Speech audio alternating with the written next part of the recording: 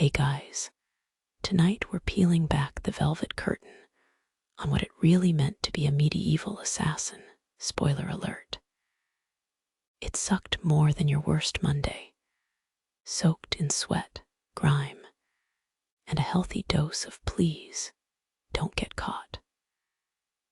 Imagine slipping through shadowy alleys with a dagger sharper than your Wi-Fi connection, trying not to slip on the blood, all while living under the constant threat of death, or worse, betrayal from your own gang. Yeah, being a medieval hitman wasn't exactly a Netflix series of sleek assassins and cool gadgets. It was more like a rusty, bleeding chaos show. So, before we dive in, hit like if you think your job's tough. At least you don't have to hide a corpse in a haystack. And stay tuned, because you're about to learn why assassination in the Middle Ages was basically a grimy, deadly game of survival. Let's go. In the quiet shadows of Ravensgate, young Cale watched the dull flicker of candles in the Guildhall, a place where silence was more valuable than words. Orphaned and small, he was drawn into the Brotherhood of the Black Dagger, a secret society that thrived on muted steps and hidden faces. The first days were slow and filled with the scent of damp stone and stale bread, as he learned to move without noise and hide behind veils of understatement. The air was cool and still, broken only by the faint scrape of a knife or the whisper of cloth. Ordinary acts made life-threatening by their purpose. Although he felt a flicker of hope, it was quickly tempered by the quiet understanding that survival meant giving up almost everything else: family, comfort, certainty, and embracing a life wrapped in shadows. As weeks turned into months, the routine grew heavier on Cale's shoulders. Secrecy seeped into his bones, and the knowledge that betrayal could come from anywhere became a constant, dull ache. The Guildhall's corners carried quiet tensions, furtive glances, muffled conversations, the weight of unseen eyes, as if the shadows themselves were listening. Supplies were meager. A few dried figs, a slice of bread, thin broth that did little to warm the bones. The slightest misstep, an accidental noise or misplaced gesture, could lead to suspicion. And in their world, suspicion often meant death. Ironically, despite the gravity and clandestine fears, life in the guild was a series of small, mundane transactions: passing a message, sharpening a blade, waiting patiently in the dark, all in the quiet pursuit of endgame that never felt certain.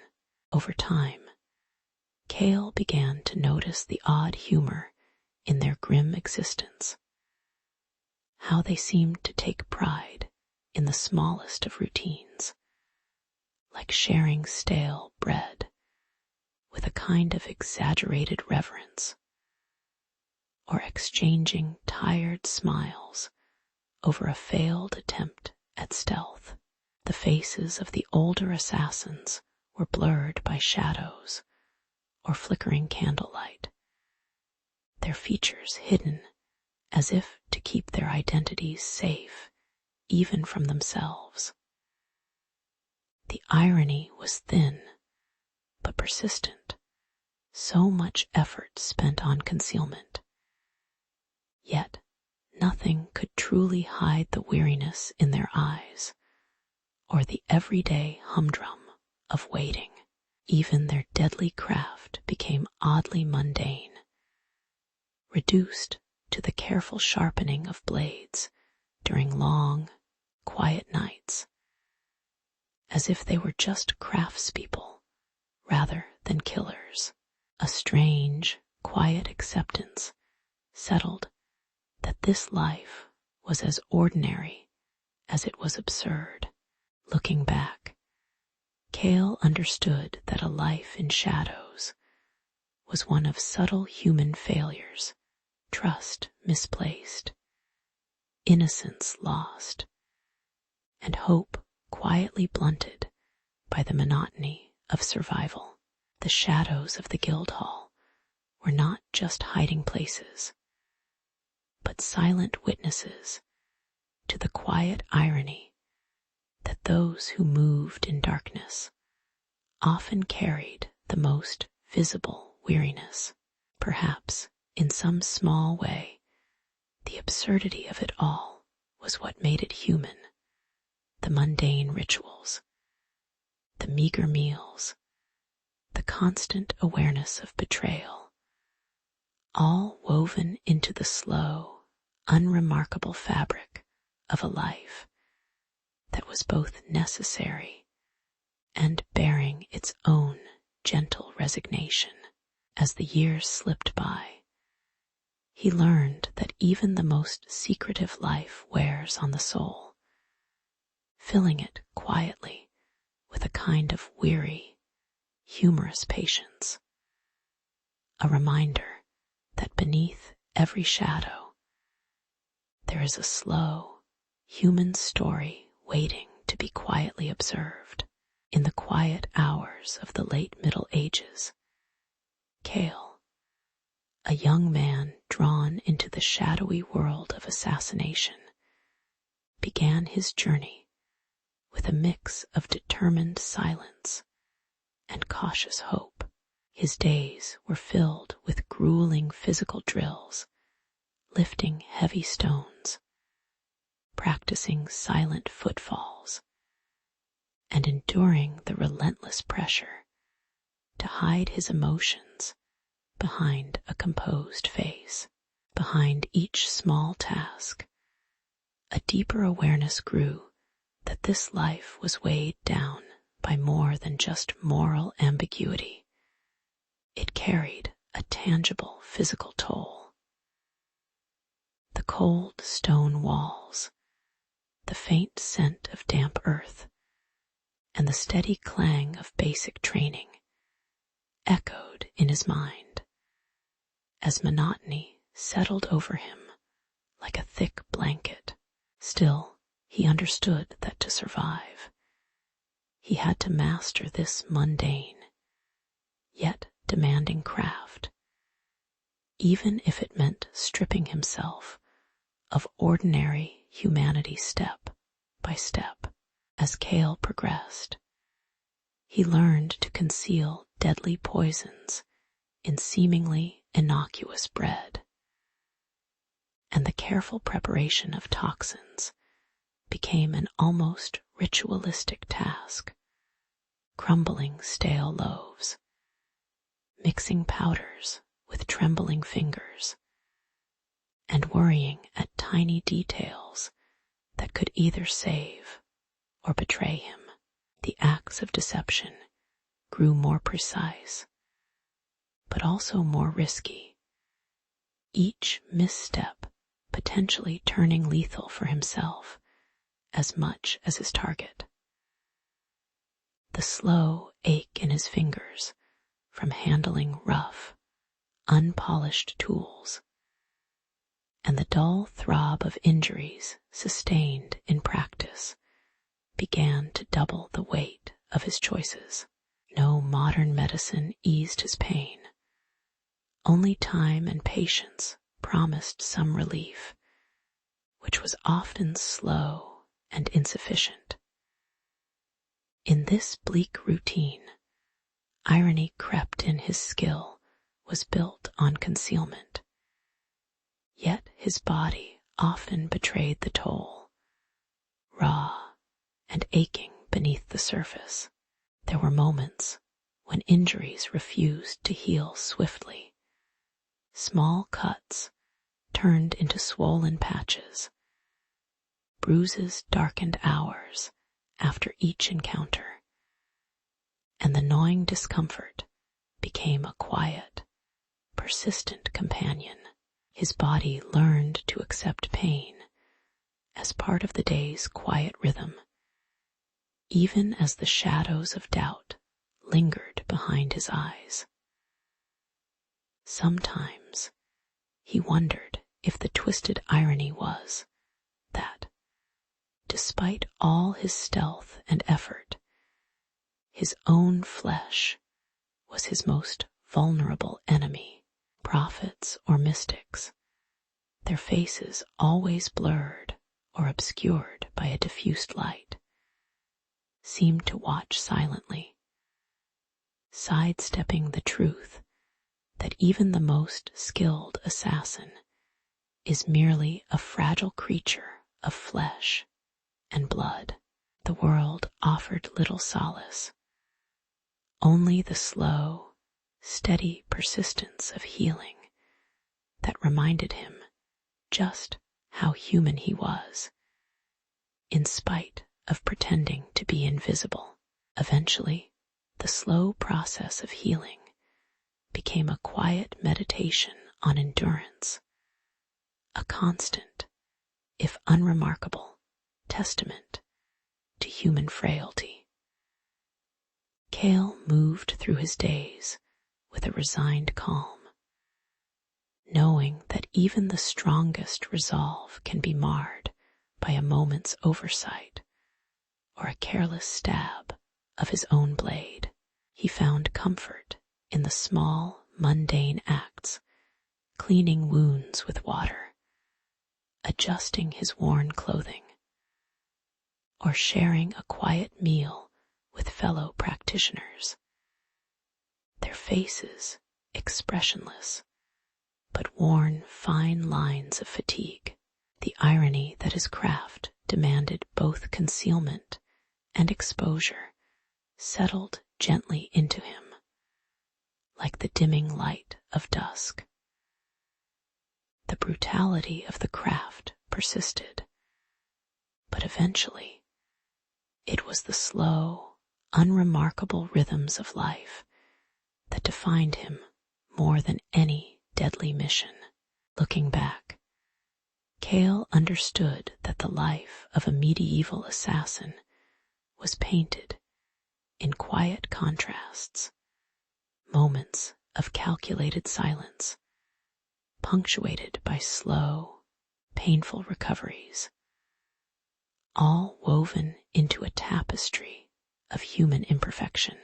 The burden of the blade was not just in the bloodshed, but in the unending toll it took on the body and spirit, often invisible to those around him.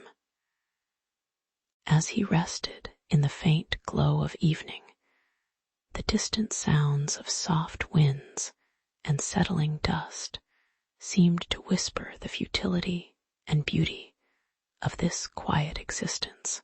Perhaps in that stillness there was a kind of truth that even in the most shadowed craft, the greatest weight was carried not just in death, but in the slow, unglamorous process of simply enduring, day after day. In the dim light of a late medieval morning, Cale sat quietly by the window, a simple bowl of coarse bread and faded cheese in his rough hands. The contract was handed to him on a worn parchment, its edges frayed from years of folding and unfolding, promising him silver in exchange for quiet death. The world was full of such small transactions. Each one carried a weight that seemed both distant and immediate, quietly pressing on his shoulders as he contemplated the task ahead. Outside, the murmur of a bustling town blended with the distant clatter of carts and the soft murmur of street vendors. It was a calm that seemed almost indifferent to the danger spoken of in the parchment's faded ink. Yet, within it, an underlying sense of routine, the familiar, slow grind of human loyalties and betrayals. As dawn turned into afternoon, Cale moved through shadowed alleyways, the weight of the contract pressing more heavily with each cautious step. The noble's estate loomed ahead, silent and imposing beneath a clouded sky, its stone walls cold as if they absorbed the faint, restless hum of life within. Inside, he observed the servants' quiet routines, wiping down dusty surfaces, exchanging murmured greetings, and noted how even those bound to power seemed frail, their desperation flickering behind tired eyes. In this quiet tension, Cale began to realize that the stories of his victims often mirrored his own days, filled with small, unremarkable struggles, hopes tethered to fragile dreams, lives that bled into obscurity just beyond the reach of light. An ironic thought settled in. These were ordinary people caught in an extraordinary web of human rot. Later, as dusk settled and the shadows lengthened, Cale's own moral compass wavered beneath the weight of irony. The noble, once a figure of menace, now seemed just tired, a man worn down by years of power, his face blurred in the half-light, a faint shadow behind unseen eyes. The final moment of action was oddly mundane, the quick, practiced motion of a blade, the faint scent of damp fabric, and a silence that felt like an apology for its own emptiness. Cale had expected clarity, but instead he found himself face to face with a subtle, persistent rot, one that seeped into every corner of life, making heroism and villainy both seem like simple faces in a murky crowd. The irony was thick, like a fog that refused to lift, about how moral considerations often dissolved into the background hum of human necessity. By the time he slipped away from the estate, a cool breeze brushed his face, clearing some of the fog from his mind. The city was settling into a calm night, lantern light flickering softly through narrow streets, soft footfalls echoing on cobblestones. Cale's steps were slow, deliberate, as if walking through a familiar, quiet dream. He reflected on his own life, how each step, each choice, was shaped by the same quiet desperation that had driven the noble, the servants, perhaps even himself. The morality of it all seemed distant now, like a faint whisper in a vast, empty hall. All involved human beings caught in their small routines, some desperate, some just surviving, which made his role feel even more insignificant, yet painfully necessary. a gentle sense of peace crept in. The day's tension had dissolved into a muted, contemplative stillness. As sleep finally claimed him, Cale pondered the endless cycle of contracts and curses, realizing that beneath all the political intrigue and moral ambiguity, they were all just human lives, fleeting, fragile, and touched by the same quiet absurdity of existence. The faces blurred in his mind, shadowed by unspoken stories, and he understood that these small, often unnoticed moments defined the thin line between order and chaos. The world moved slowly, indifferent to the moral rot that remained hidden behind its quiet facades, much like a faint, distant hum that lingers after the day ends. Perhaps, he thought, the real curse was simply knowing how ordinary it all was, how every life, no matter how tangled and dark, was just another day waking into the dull beauty of life's slow, inevitable decay.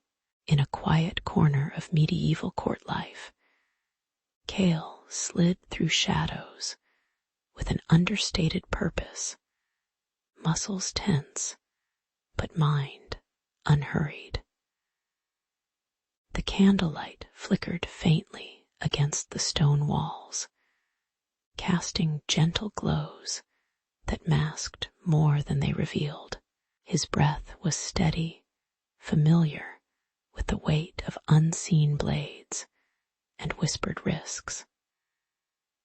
The city stretched out behind him, a maze of rooftops and alleyways, all just a little too calm for such a secretive pursuit. It was a moment of mundane elegance, an ordinary night that concealed the extraordinary burden of doing harm in silence. As Cale approached the hall of the Duke, the tension curled tighter in his chest. Every footstep echoed unexpectedly loud. The faint scrape of his dagger against leather felt deafening in the stillness. Suddenly, a misjudged flick of his wrist caused the dagger to slip, clattering loudly onto the marble floor and echoing like an unwelcome thunderclap. The startled hush of the chamber turned into a flurry of startled voices. In that instant, the carefully woven plan unraveled, replaced by the sharp irony that even the best trained assassin is never truly in control of the smallest detail. For a fleeting moment, Cale's eyes darted to the broken blade on the floor, realizing the futility of his now exposed position. The torchlit corridor outside exploded into chaos, a stampede of armored figures tearing through the space like a horde of impatient bees. The city's quiet facade cracked open as shouts, and the clang of armor filled the night air. His heart, usually steady, now betrayed him with a nervous flutter.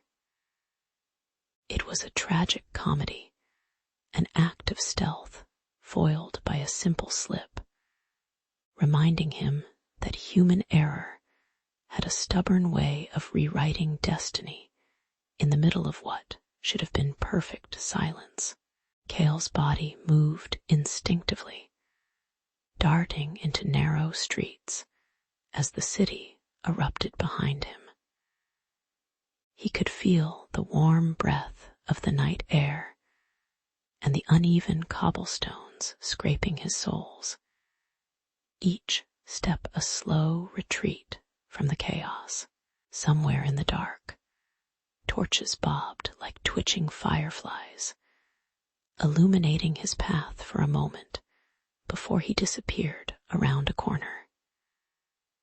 His limbs, tired yet trained, carried him away from the burning, noisy city, settling into the slow rhythm of escape. It was a calm that followed the storm, a quiet in which mistakes had quietly multiplied and faded into the shadows. Later, in the relative silence of a distant tavern, Cale sat with a drink that offered no comfort but a needed pause to reflect.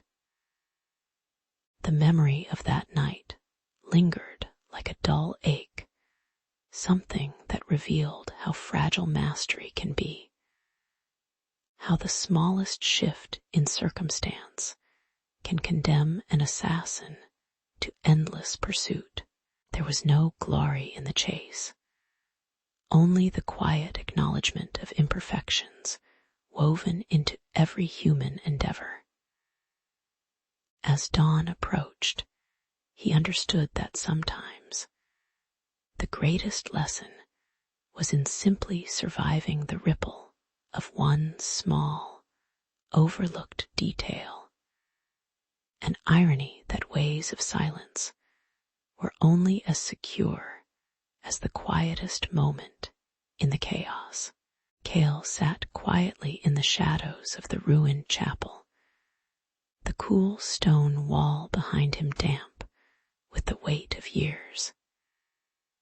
His breath was slow and shallow, mindful of every sound, the distant call of a distant bird, the faint creak of old wood swaying in the breeze. Life as an assassin in these times was a constant cycle of patience and peril, each day filled with small acts of stealth and the weight of unspoken mistrust. Hunger gnawed at him, both physical and mental, as he waited for the next opportunity or the inevitable betrayal that lurked just beyond sight. The flickering light of a dying fire threw faint shadows on his face. Seen, but never clear, blurred faces of those he had once sought to understand. Now only memories flickering in the dark. There was an irony in the life he led, a vocation rooted in secrecy and death, yet haunted by the mundane realities of hunger and fatigue. Sometimes he caught himself half hopeful for a moment of genuine trust, or at least a quiet respite, only to remember how fleeting such peace was in this line of work. The faces of prophets or figures of sacred authority, blurred by the haze of time, their exteriors obscured by light or shadow, leaving only the universal human weariness behind. The flickering flame above him seemed to mock the fleeting nature of clarity, casting uncertain shadows that danced slowly across the broken altar.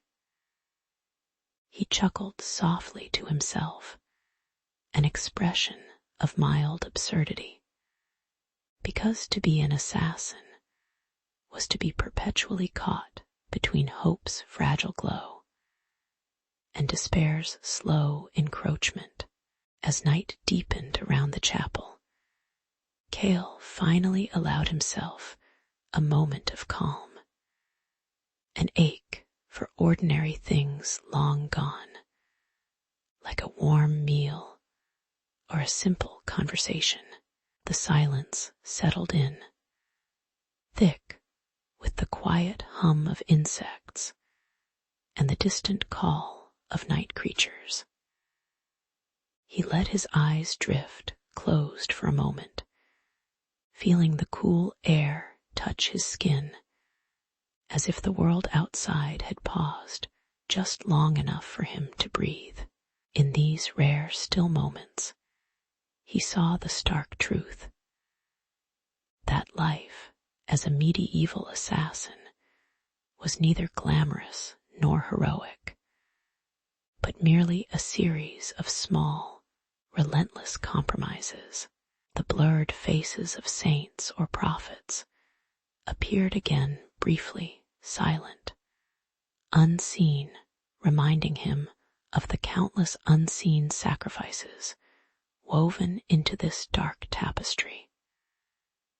But still he remained, suspended in the liminal space between resistance and surrender, waiting for whatever would come next. Eventually, Cale understood that his existence had become a quiet testament to human imperfection, a slow burn of hunger, fear, and fleeting trust. He thought about the endless cycle of violence and mistrust that tethered his life, a continuous ripple that never quite reached calm. In the end, he lingered in that limbo, contemplating whether escape was possible, or if the only true death lay in surrender alone, silent and unseen. Perhaps, he mused with a faint, tired smile, it was all simply another chapter in the slow, unremarkable story of human struggle, that even in moments of quiet despair, life persisted in its small, ironic ways. And so he sat, waiting for the inevitable, knowing that beneath all the noise, the stillness was what truly mattered, the quiet dignity of simply being tired and human. In the quiet dawn of Ravensford's market square, Corvin, a young apprentice with uncertain steps, observed the bustling crowd with a mixture of curiosity and quiet apprehension. The cobblestones felt cool beneath his worn leather shoes, and the aroma of fresh bread mingled with the faint metallic scent of nearby blacksmiths.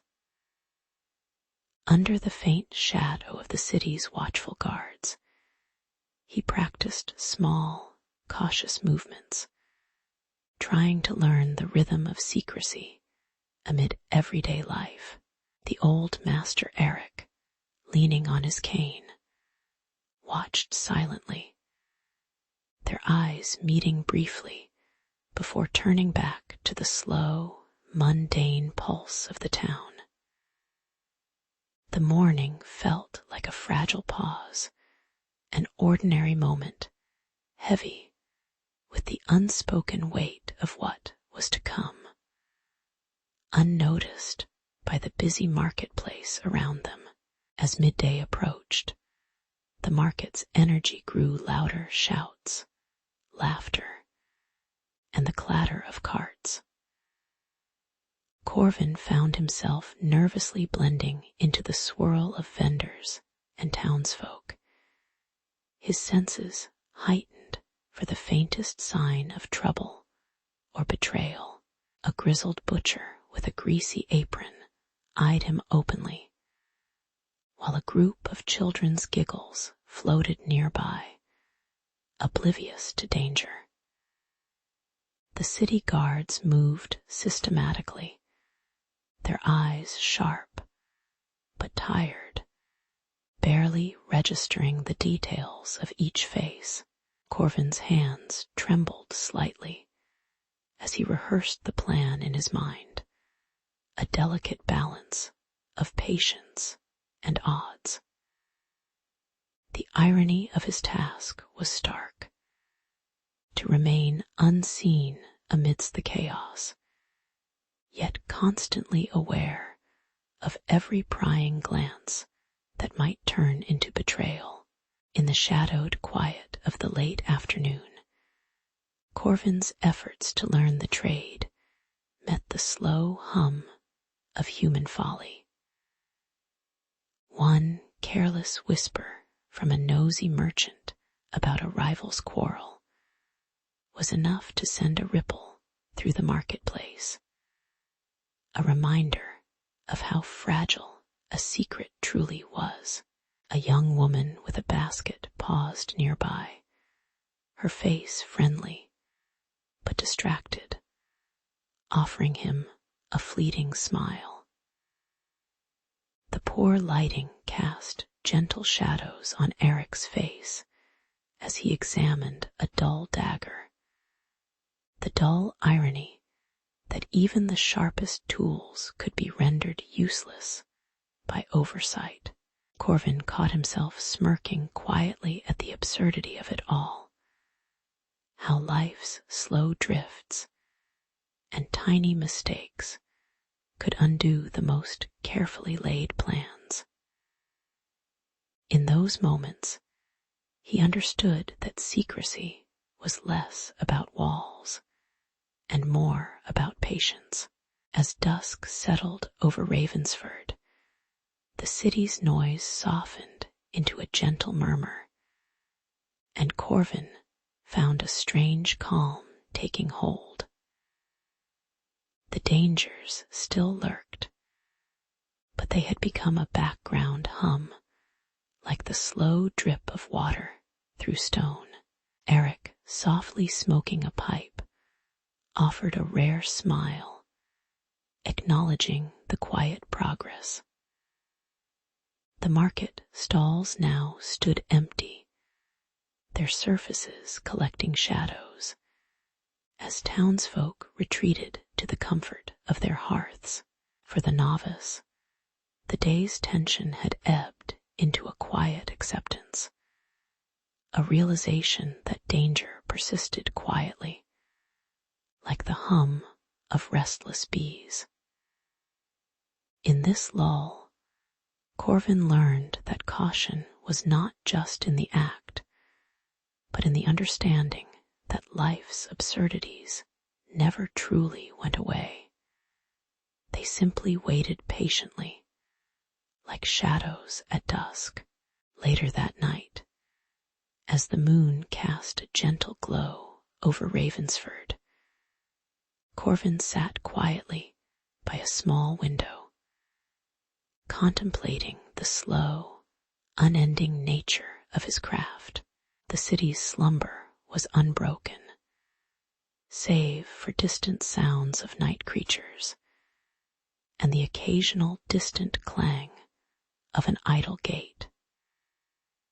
He reflected on the mundane human errors he had witnessed, how a whisper, a glance, or a stray footstep could unravel days of careful planning.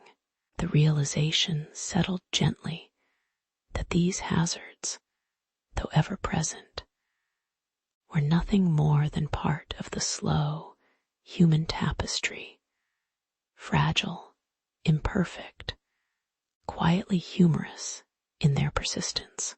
As sleep beckoned, he understood that his role was not to outwit the chaos, but to learn how to wait in calm silence amidst it all.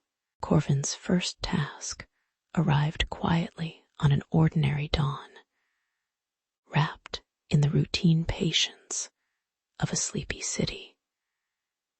He was handed a small, unassuming vial containing a rare toxin, an ingredient so fragile that a whisper too loud might cause it to evaporate into the air. The process of procurement was slow, involving visits to shadowy apothecaries and careful exchanges of coin and silent nods. as if the city themselves conspired to keep the poison secret. There was no ceremony, only the muted hum of bustling streets and the faint clink of glass bottles. With the vial snug in his pocket, Corvin felt the weight of an almost mundane inevitability, another quiet ripple in the endless flow of human folly and fear. As he moved toward the target, the shadows seemed to stretch longer, and the city's watch, ever watchful and slightly bored, suddenly burst into motion. A loud banging on the wooden door interrupted his quiet steps, and unfamiliar voices echoed through narrow alleyways. Panicking slightly, Corvin hurriedly concealed the vial beneath his cloak, feeling the faint, cold pressure of potential discovery. The raid was careless, but disruptive, an ironic reminder that even the most meticulous plans could be torn apart by haste or oversight. His heart, or what passed for it in his line of work, beat a slow, steady rhythm of caution as he slipped away into the random anonymity the city offered, grateful for its indifferent chaos. In the aftermath, the city settled once more into its usual hum of indifference, and Corvin took a quiet moment to reflect. The toxin, it seemed, was more fragile than he had expected, an elegant, deadly enigma that might easily turn into a catastrophe if mishandled. A rival guild's shadow lurked just beyond sight, eager to steal or sabotage his fragile prize, adding an ironic layer to the quiet human greed that persisted regardless of morality. He observed the calm surface of the city life around him, where people continued their routine, buyers bargained, children played, and merchants called out in gentle monotony. It was, perhaps, a reminder of how life persisted in small, seemingly insignificant gestures, even amid danger and deception. Later, back in a dimly lit room, Corvin carefully examined the vial once more, feeling its cool glass surface under his fingertips. The danger was now pure and contained, much like the city's own silent, enduring rhythm. There was no heroism in this act, only a shared understanding of human imperfections, how fragile plans are, how easily they shatter in the face of chance or greed. He chuckled softly to himself, a quiet acknowledgement of the absurdity that even in a world so careful, chaos could always find a way in. As he rested briefly on a plain wooden stool, the weight of the small, deadly secret seemed no heavier than the city's indifferent twilight. Life, he thought, was simply a matter of waiting patiently for the next small hazard to arrive. In the end, Corvin's first assignment became a quiet lesson etched into the softer corners of his mind. How human efforts, like the fragile toxins or cautious steps, often depended more on timing and luck than skill. The city hummed around him, its faces blurred by the gentle haze of dusk and faded light, almost as if they were part of a fleeting dream. He watched the shadows lengthen, lingering in the spaces between human lives, understanding that these moments of careful silence were perhaps the most human of all. As sleep quietly called him, he settled into the slow, sleepy rhythm of the night, aware that tomorrow would bring more hazards, more small stories, and perhaps, just perhaps, more strange peace. On a wind-blown evening, Corvin moved with deliberate calm through the shadowed outskirts of the manor, the cold air making each breath visible like faint whispers. The sky above was a muted gray, heavy with clouds that stubbornly refused to release their rain, and the wind seemed to carry every small sound with an exaggerated clarity, an ominous reminder of the peril in human shadows. As Corvin knelt behind a low stone wall, he marveled quietly at the routine patience that marked his nights. It was almost peaceful in its sameness. His eyes flicked over the darkened windows, searching for the faint flicker of candlelight that heralded the guard's pattern. Here, amid the muted sounds of rustling leaves and distant thuds, the quiet hum of human vulnerability persisted beneath the veneer of danger.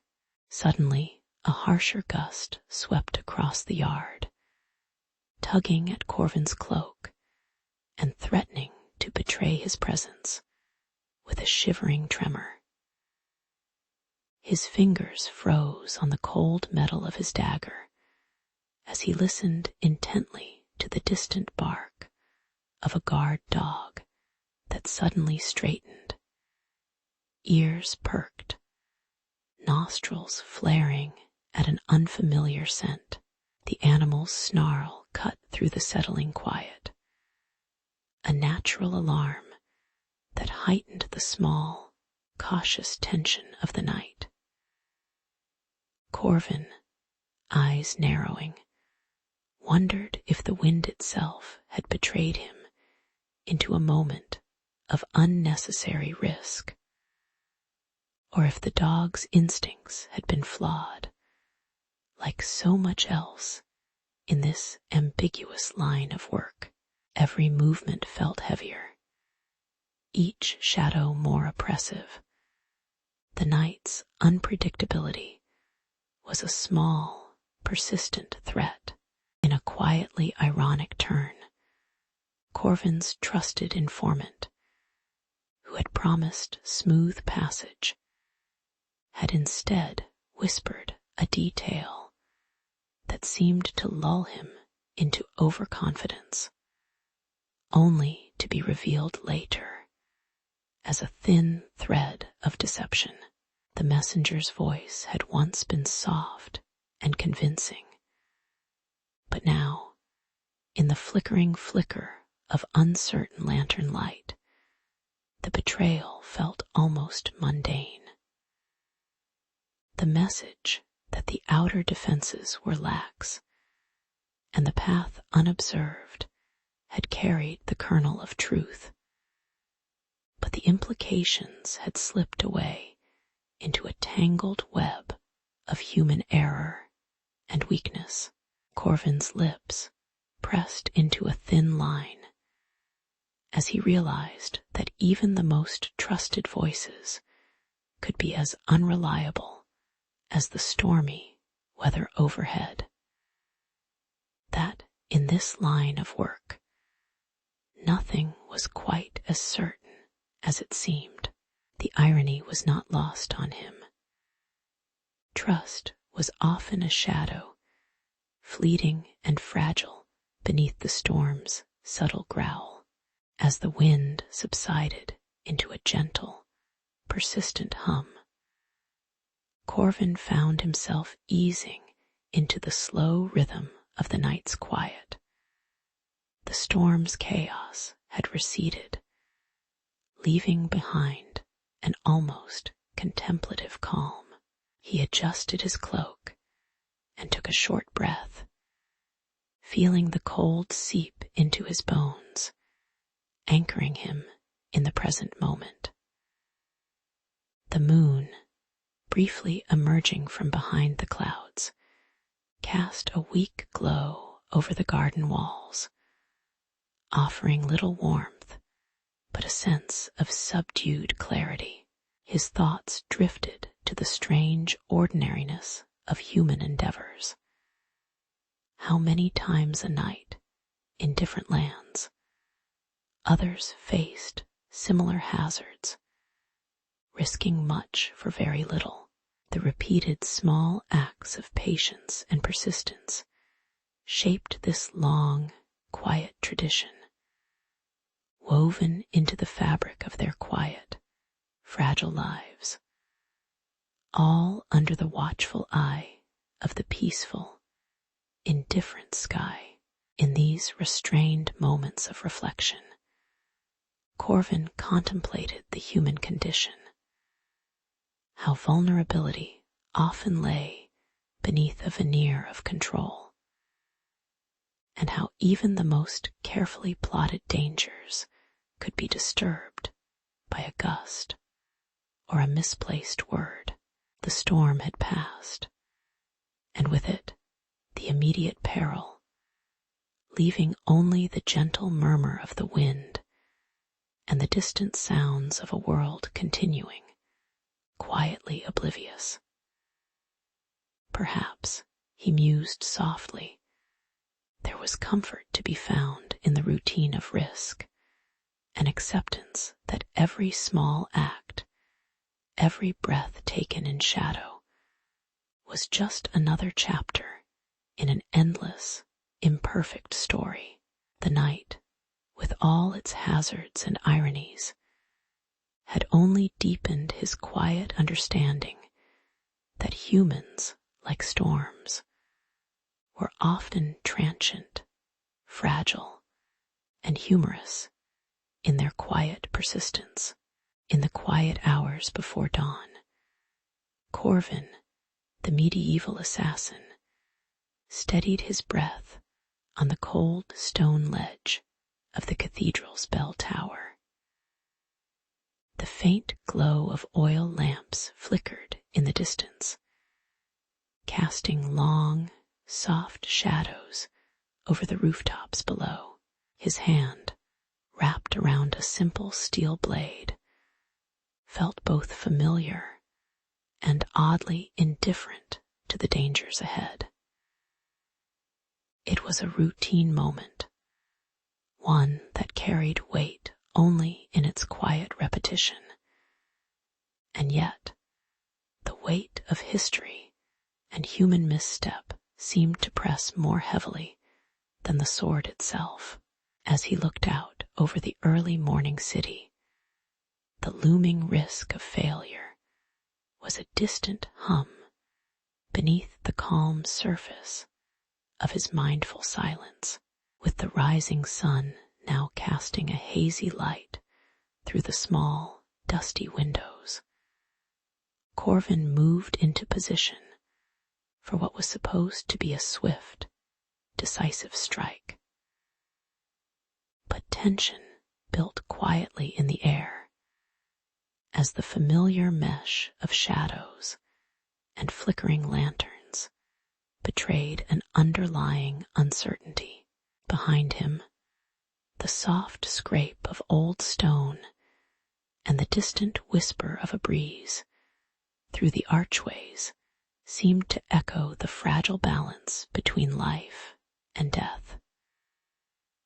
Suddenly, the figure in front, his mentor Eric, stepped into view, revealing his hidden motives with a calm, almost tired voice, the quiet crackle of old tapestries, and the slow turn of a lantern's chain became the only sounds of a moment trembling on the edge of something unseen and uncertain. There was an odd twist of irony in how the core of their conflict was concealed within the mundane.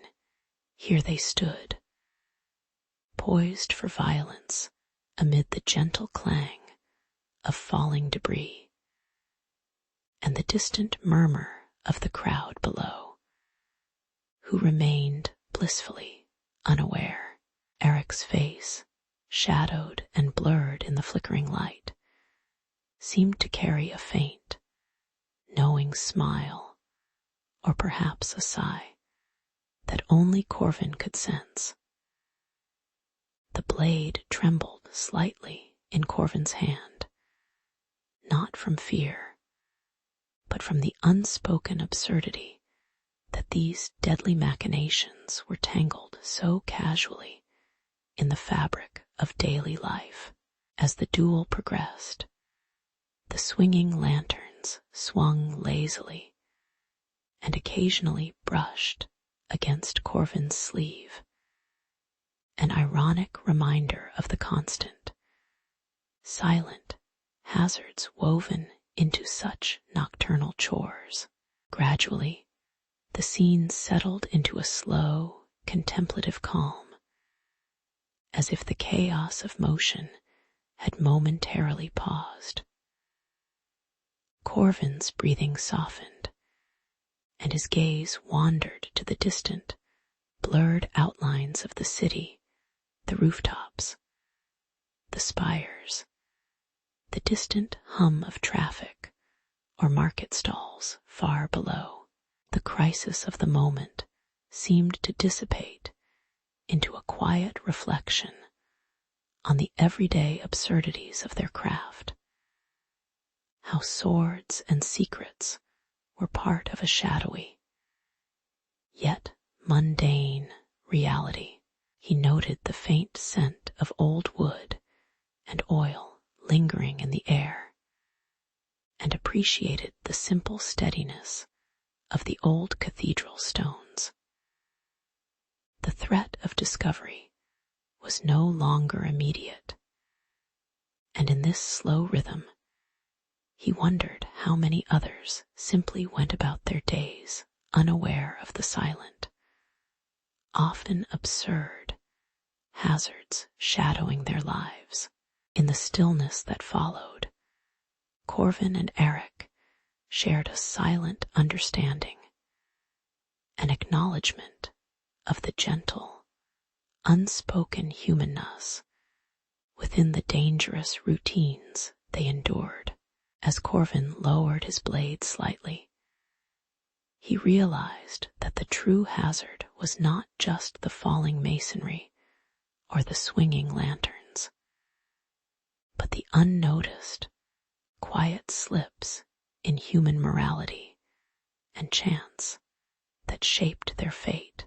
The blurred face of prophecy or divine judgment, always hidden in shadow, seemed distant now, as if merely another element of mundane life that humans tried to ignore or accept with mild humor.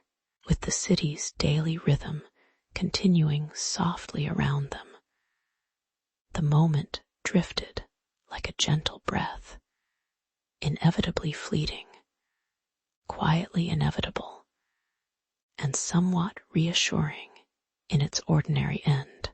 As dawn broke over the quiet city walls, Corvin slipped into the morning light, his breath gentle in the crisp air. The city had settled into its slow rhythm, unaware of the thin thread on which he teetered, the delicate balance of life behind and beyond the shadows. He felt a faint sense of relief, knowing a duel had ended without bloodshed. Yet the weight of escape lingered softly in his mind like a half-remembered song. The streets, paved with old stones, seemed indifferent to his departure. The soft sounds of carts and distant voices fading into the background like a dream. In that quiet moment, Corvin silently wondered about the hazards that lay ahead, more insidious than the blade, like political schemes, reckless fires, and silent betrayals. The morning's calm was a fragile veneer, masking the uncertainties that moved silently around him. Still, he decided to leave behind the predictable dangers for a chance at a quieter, self-made future. As he traveled beyond the city gates, Corvin reflected on the many dangers that daily shadowed his work: frail alliances, covert manipulations, and the ever-present risk of key witnesses disappearing overnight. Each step away from familiar streets felt like crossing into a realm where trust was scarce, and sudden violence could erupt without warning. He remembered the whispers in taverns about betrayed colleagues, the flicker of lanterns in alleyways that might conceal spies disguised as friends. The threat of fire and chaos was never far away, often ignited by careless sparks or jealous rivals aiming to destabilize everything. Despite the exhaustion, a small irony softened his thoughts: how even death, as feared as it was, paled beside the slow danger of losing oneself amidst constant deception. His fingers brushed the rough fabric of his cloak as he moved carefully through shadows stitched with subtle threats.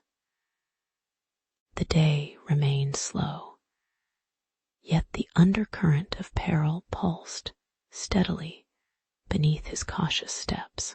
Lying under the sparse shade of a gnarled tree, Corvin chuckled softly at the absurdity of it all. How mankind's greatest hazards often hid behind mundane masks. The quietness of this moment contrasted sharply with the chaos he had faced. How fires, betrayals, and whispered plots could turn deadly in an instant. Yet sometimes all that was needed was a misstep in a crowded street or a careless word.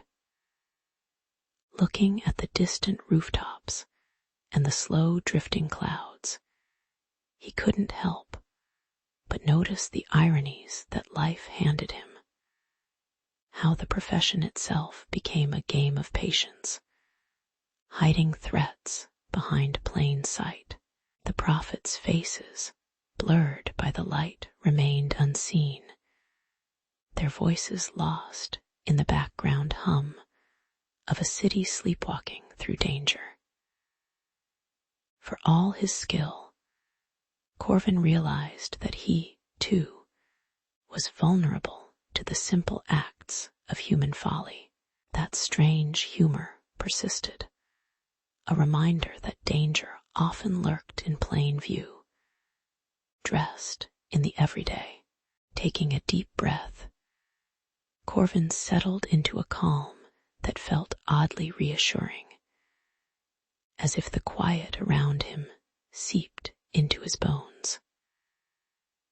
The late afternoon sun cast long, warm shadows across the rooftops, and for a time the world seemed to pause just a little longer, just a little slower. He watched the villagers go about their routines, unaware that danger had once lurked so close. The simple act of sitting on a bench, feeling the weathered wood beneath his hands, brought a gentle awareness of his own impermanence, the thin line between peace and chaos.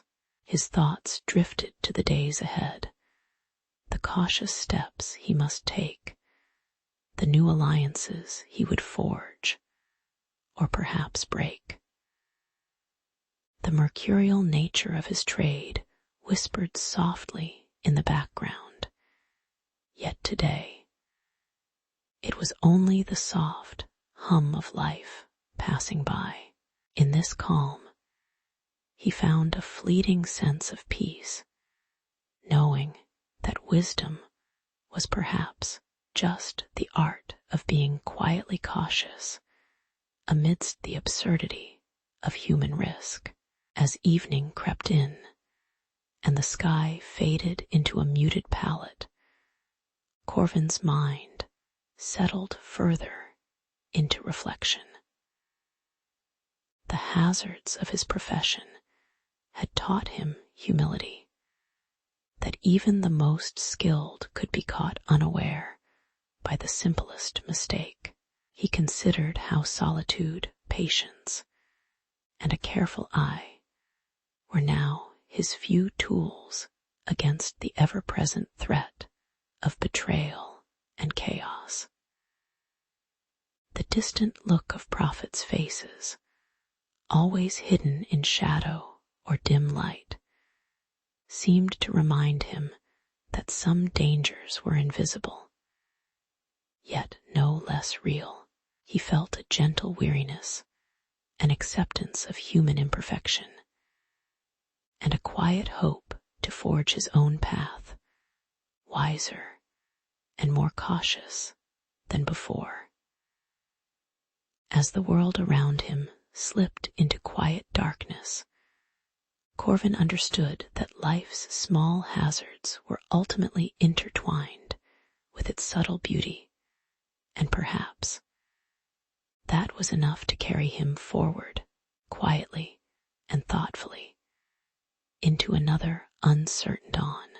In the quiet hours of a small market town called Vienne, a young orphan named Armand slipped quietly through the bustling streets, his eyes flickering with a mixture of innocence and quiet curiosity. The air was thick with the scent of bread and worn leather, the distant clatter of carts and haggling voices blending into a soft hum. One evening, in a corner of the marketplace, a shadowy figure approached him. A voice as gentle as a whisper asked if he was looking for purpose. It was the Brotherhood of the Night, a secretive group whose purpose was as enigmatic as their midnight visits, and Armand, perhaps seeking belonging, nodded slowly. It was a strange beginning, one that promised danger, but also a strange sense of belonging that only the forgotten and the shadowed could understand. Days turned into quiet lessons as Armand was led into a dimly lit hall where the windows were too high for sunlight to reach. There he met Lucien, a man whose face was always half hidden in shadow, with eyes that held both sternness and a strange warmth. Yet nothing about him was hurried or loud. Under Lucien's watchful gaze, Armand learned the subtle art of silence, the importance of patience, and how to move without making a sound. He was shown the tools, thin knives with intricate handles, and soft cloths that felt cold and dull in his hands. The whole process was oddly mundane, and yet, beneath the surface, there was an unspoken weight. They were preparing him for a life where every step was deliberate and every shadow considered a friend. As the weeks passed, Armand began to realize how strange the irony was. Their motto was about secrecy and darkness, yet everything about their training felt surprisingly ordinary, like learning to walk quietly or hide behind a curtain. The irony lingered in the way they avoided ostentation, in the way they kept their faces obscured, and in the fact that their most dangerous tools were cold, simple objects. Sometimes Lucian would talk about the morality of their actions, though his voice was as calm as the evening breeze, and the faces of those they served or fought against remained unseen, blurred, as if shrouded by both shadow and memory. These lessons, quiet and measured, fostered a strange calm in Armand, who was learning the delicate art of bearing witness without revealing himself. There was a quiet stillness after the initial tension, that lingering sense of routine settling into something close to calm. Armand moved through his days with a slow patience, crafting his skills beneath the watchful eye of Lucian, who remained unflappable. The small acts checking the sharpness of a blade, listening for footsteps on cobblestones, felt oddly mundane, yet meaningful. Despite the ease of the routine, he occasionally found himself pondering the shadows they dwelled in, not as a place of fear, but as a space of quiet purpose. The faces of prophets, or the blurred figures behind walls, seemed distant, their voices long silent, leaving him with only the rustling sound of daily life to focus on. It was a slow, gentle rhythm, like a heartbeat that pulsed softly beneath their secret world. In this quiet space between gold-lit dawns and the slow closing of evening, Armand found himself contemplating what came next, the life of shadows, the silent burden of secrets kept.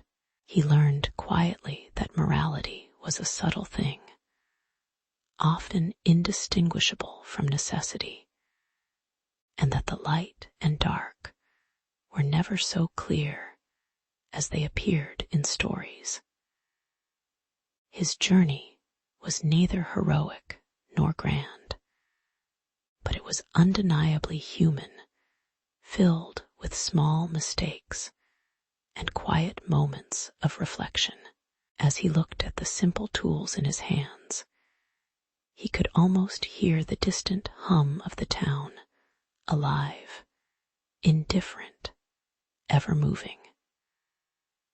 Perhaps, he thought, the shadow was not as different from the light as one might assume, and in the end, he was just another person trying to find his place in a world of shadows and silence. In the stillness of early mornings, Armand would rise quietly from his modest cot, the faint scent of damp stone and worn linen filling the air. His muscles, stiff from the previous day's drills, responded slowly to gentle stretches as the village outside stirred with subdued sounds, chirping birds, and distant voices. The Brotherhood's training was relentless in its ordinary way. Silent footsteps, careful positioning under the dim glow of oil lamps, and repetitive movements that sought to make deadly skills instinctive, almost unnoticed. There was a slow rhythm to it all, almost like a contemplative ritual, as shadows lengthened and the day's quiet purpose took shape. Amid this calm, a small seed of doubt began to find purchase, though he kept it under the surface like a silent stone in his pocket. As weeks passed, the air seemed to thicken slightly with a different tension, an awareness of the outside world's growing hostility. The zeal of the Crusader Order, with their banners and relentless sermons, crept into the corners of Armand's mind, whispering questions about the morality of their work. His hands, once confident in the subtle art of poisoncraft, now hesitated slightly on the edges of their routines, unsure if the shadows they relied on still hid justice, or merely the echo of old secrets.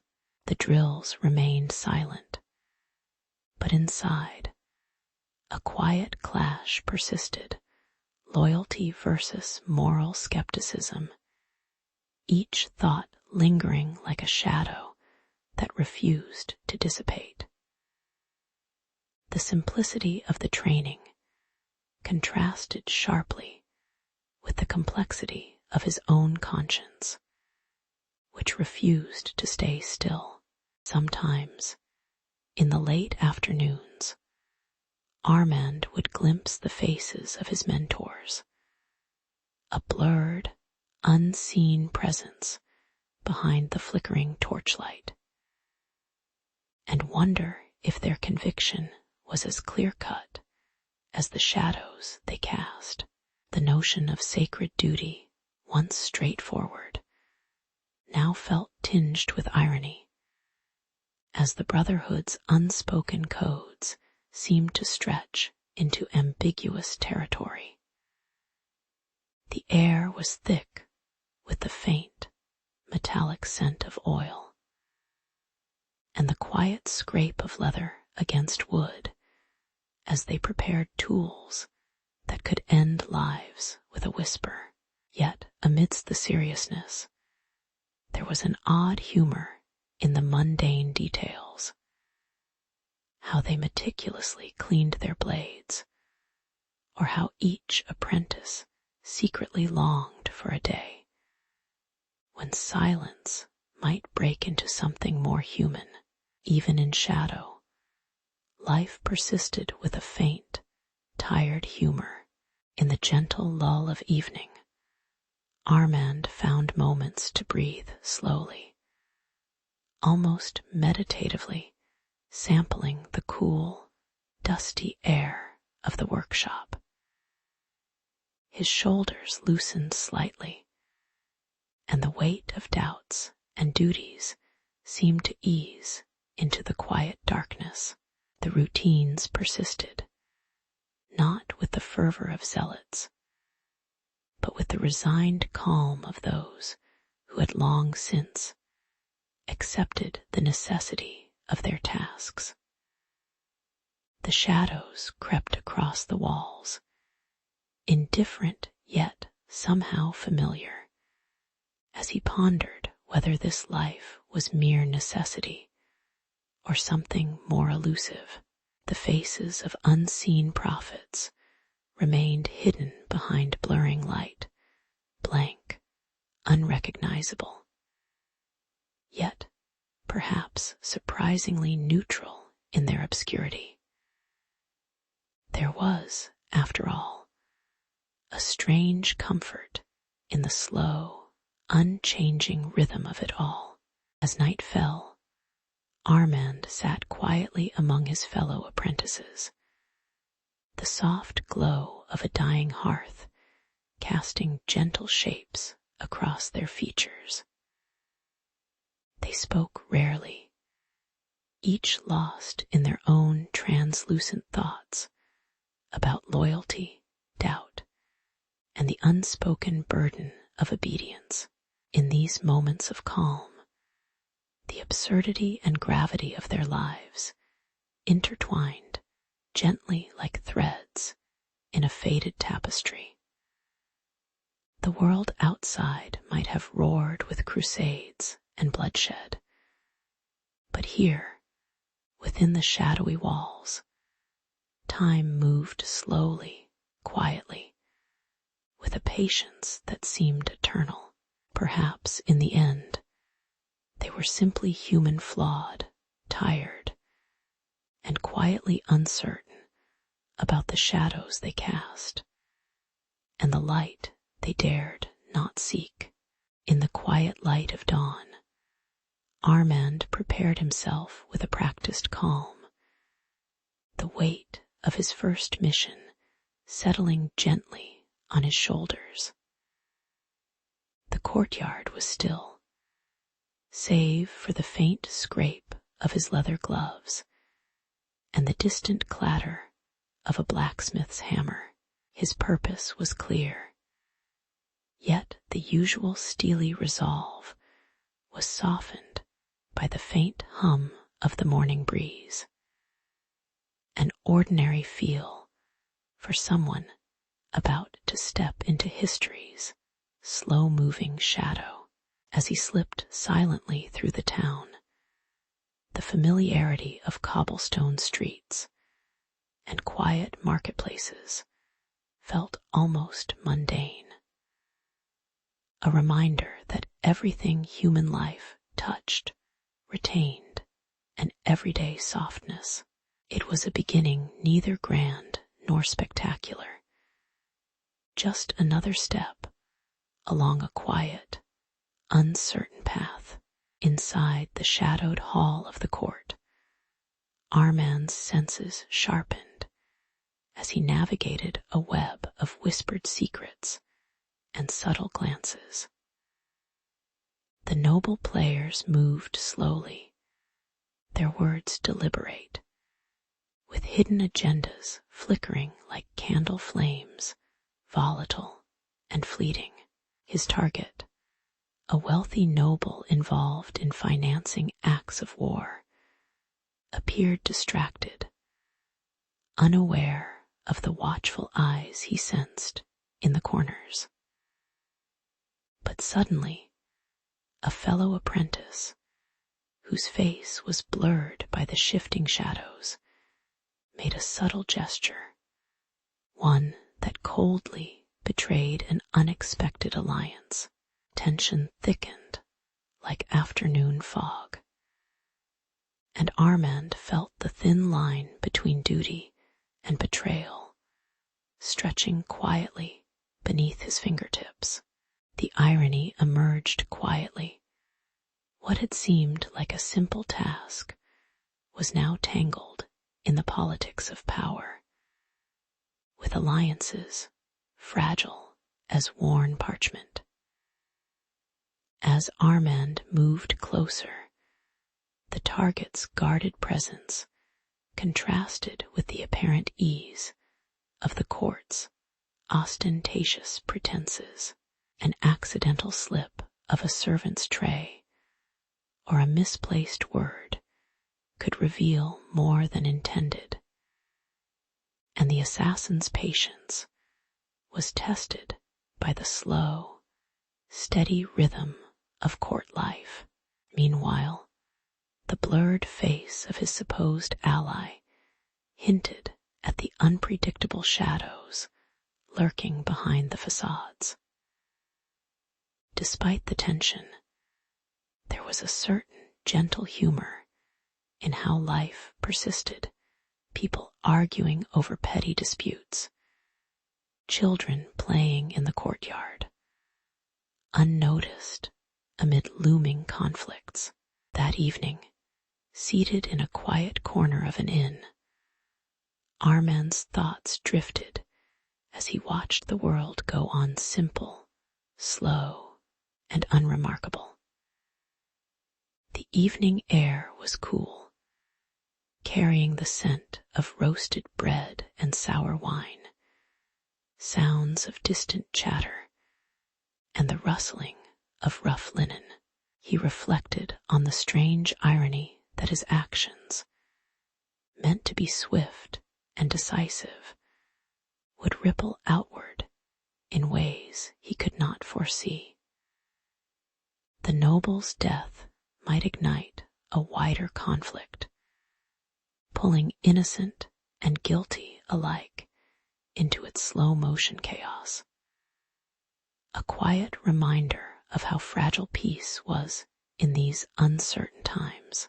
The shadows he had stepped into felt just a little larger now, less as enemies lurking, and more as parts of the human tapestry we all wove. As sleep crept over the city, Armand lay awake, contemplating how life's smallest choices often carried the burden of enormous consequences. The day's events, simple in their human imperfections, seemed to settle like dust in the corners of his mind, unseen but ever present. He recognized that, beneath the veneer of quiet, history moved with a sleepy inevitability, quietly shaping the future, one unremarkable moment at a time. There was no heroism or great destiny in his first contract, only a slow, measured dance between morality and necessity, an ongoing story that belonged equally to everyone who wandered quietly through the shadows, unaware of the gentle ripples their actions created. On a quiet, moonless night in the 13th century, Armand's footsteps were slow but deliberate, each step carrying the weight of unseen consequences. The rooftops were cold and flat, offering a rare moment of stillness above the hum of the city below. His eyes, shadowed by a hood, flicked toward the silhouette waiting just beyond his line of sight, a betrayer whose face remained hidden in the darkness. It was a routine, yet this night felt different, as if history had paused briefly to observe the impending confrontation that would decide much more than a simple score. The air was thick with the scent of winter decay, and the faint whisper of distant bells barely stirring the calm before the storm. As dawn approached, tension shifted into focus. Steel whispered softly as Armand's hand found his dagger. The rooftop duel unfolded in slow, measured movements, each clash of blades punctuated by the distant calls of waking towns. The betrayer fought with reckless cunning, but Armand's discipline kept him steady. Yet, amidst the standoff, hesitation flickered quietly. Quite ironically, within the silence, one realized how fragile loyalty could be, that even in the tension of steel and breath, the human heart remained uncertain. Shadows danced behind their eyes, unseen and blurred, as the night's final moments drew nearer, and the line between duty and mercy blurred just enough to make one pause. In the aftermath, The courtyard was strewn with the quiet remnants of the fight, stained cloth, dropped weapons, blurred figures, retreating into the twilight's muted colors. The Brotherhood's hideout, stormed just hours before, now lay silent, betraying its usual hum of activity. Armand's hands trembled faintly as he cleaned his blade, a gesture tinged with irony.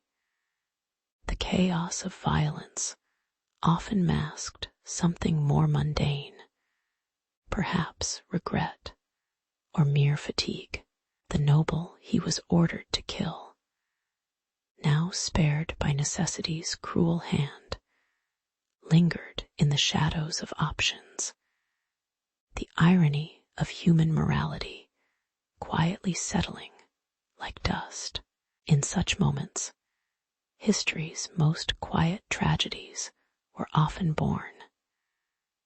Fleeting choices, minuscule in the grand scheme, quietly shaping the echoes of time.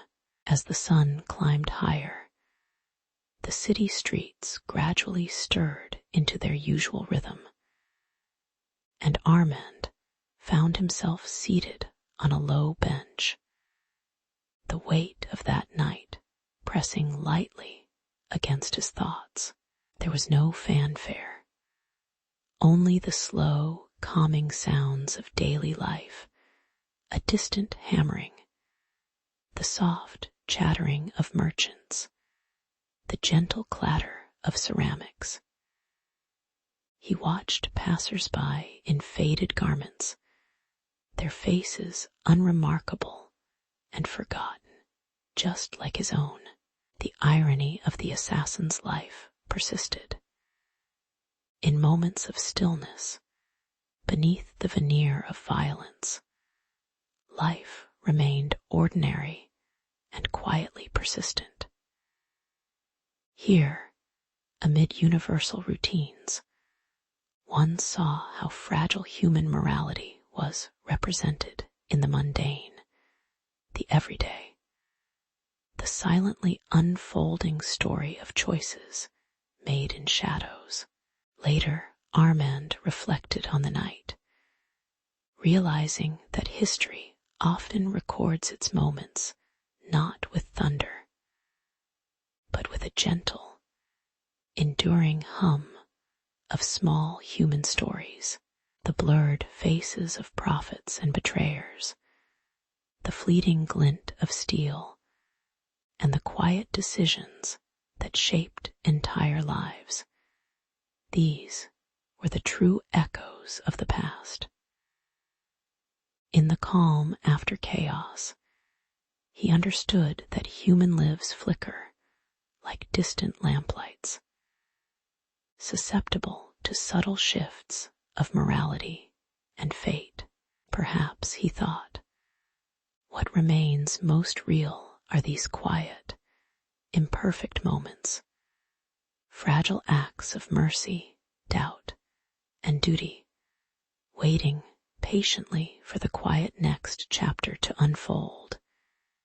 Inch by slow inch, in the quiet moments of dawn, Armand stirred in his modest chamber, the air thick with the faint scent of dried herbs and old parchment. His body bore the faint scars of nights spent in shadow, yet his eyes held a calm that only time and silent reflection could grant.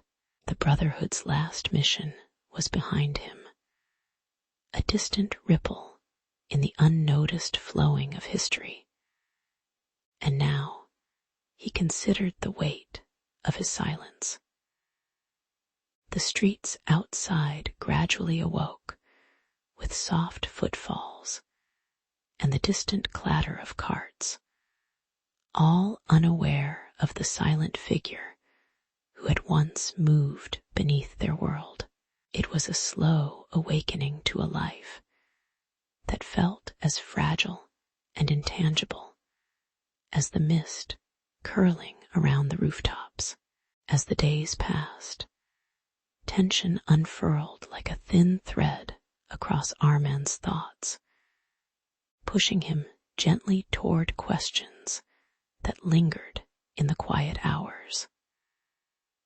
The blurred faces of those he had fought for or against remained etched in his mind, anonymous, yet insistent, reminding him that every shadow cast by a blade was also a reflection of human fragility. The brotherhood, once unified by purpose, was now fractured by loss and doubt, their shared camaraderie quietly eroding into whispers and empty corners. He moved through these moments like a ghost, neither pulling back nor rushing forward, caught in the slow, steady pulse of regret and understanding. It was in this fragile space that he began to sense a different kind of power, one that thrived not on violence, but on the unseen currents that subtly guided history. One evening, as he lingered over a humble meal in the dim light, Armand's gaze shifted to the doorway, where a figure moved quietly, their face obscured by a soft shadow. An observer might have thought that the greatest threat was in the blade. Yet he now saw that true influence was often wielded in small, unnoticed acts, an exchange of words, a fleeting gesture, a moment of patience. The irony lingered like a faint laugh. The assassin, a man defined by decisive action, was beginning to understand that the most potent work was done in the quiet spaces between deeds. These silent currents, like gentle winds, shaped the course of events far more than the swift strike. In the slow unfolding of this realization, there was a kind of peaceful strength, one born from acceptance of one's ordinary, yet vital role. Over time, Armand found himself returning more often to the same contemplative calm, the edges of his restless mind softening into acceptance. The night's shadows were no longer enemies, but companions, silent witnesses to the subtle art of influence, of shaping unseen paths that led to change. Each small act, the smoothing of a worn cloak, the whisper of a cautious word, became part of a larger, quieter story. He understood that the true work of an assassin was not in the killing, but in breathing life into the unseen currents that nudged history along its course. There was a gentle irony in this, as the man who once embraced shadow now found peace in his lightless role, an unassuming architect of the intangible. In the end, Armand saw that the shadows were less enemies than silent partners in the ongoing dance of history. Each movement subtle and fleeting, but undeniably present. His scars, both visible and unseen, whispered of a life lived in the margins of history's grand narrative, quietly shaping what was to come. He came to accept that his work, modest as it was, belonged not to the moments of violence, but to the endless ripples of influence that follow each unseen act. The blurred faces of prophets, kings, and common folk all merged softly into a blurred horizon, hidden by light and shadow alike, reminding him that everything human is delicate, and much of what endures is quietly shaped in the dark.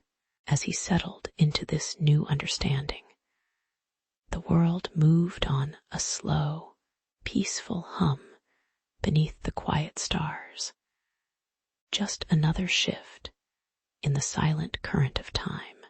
In a quiet, slightly dusty market town of the Middle Ages, a mercenary captain named Aldrich sat beneath a slowly turning fan, watching townsfolk haggle over bread and fabric.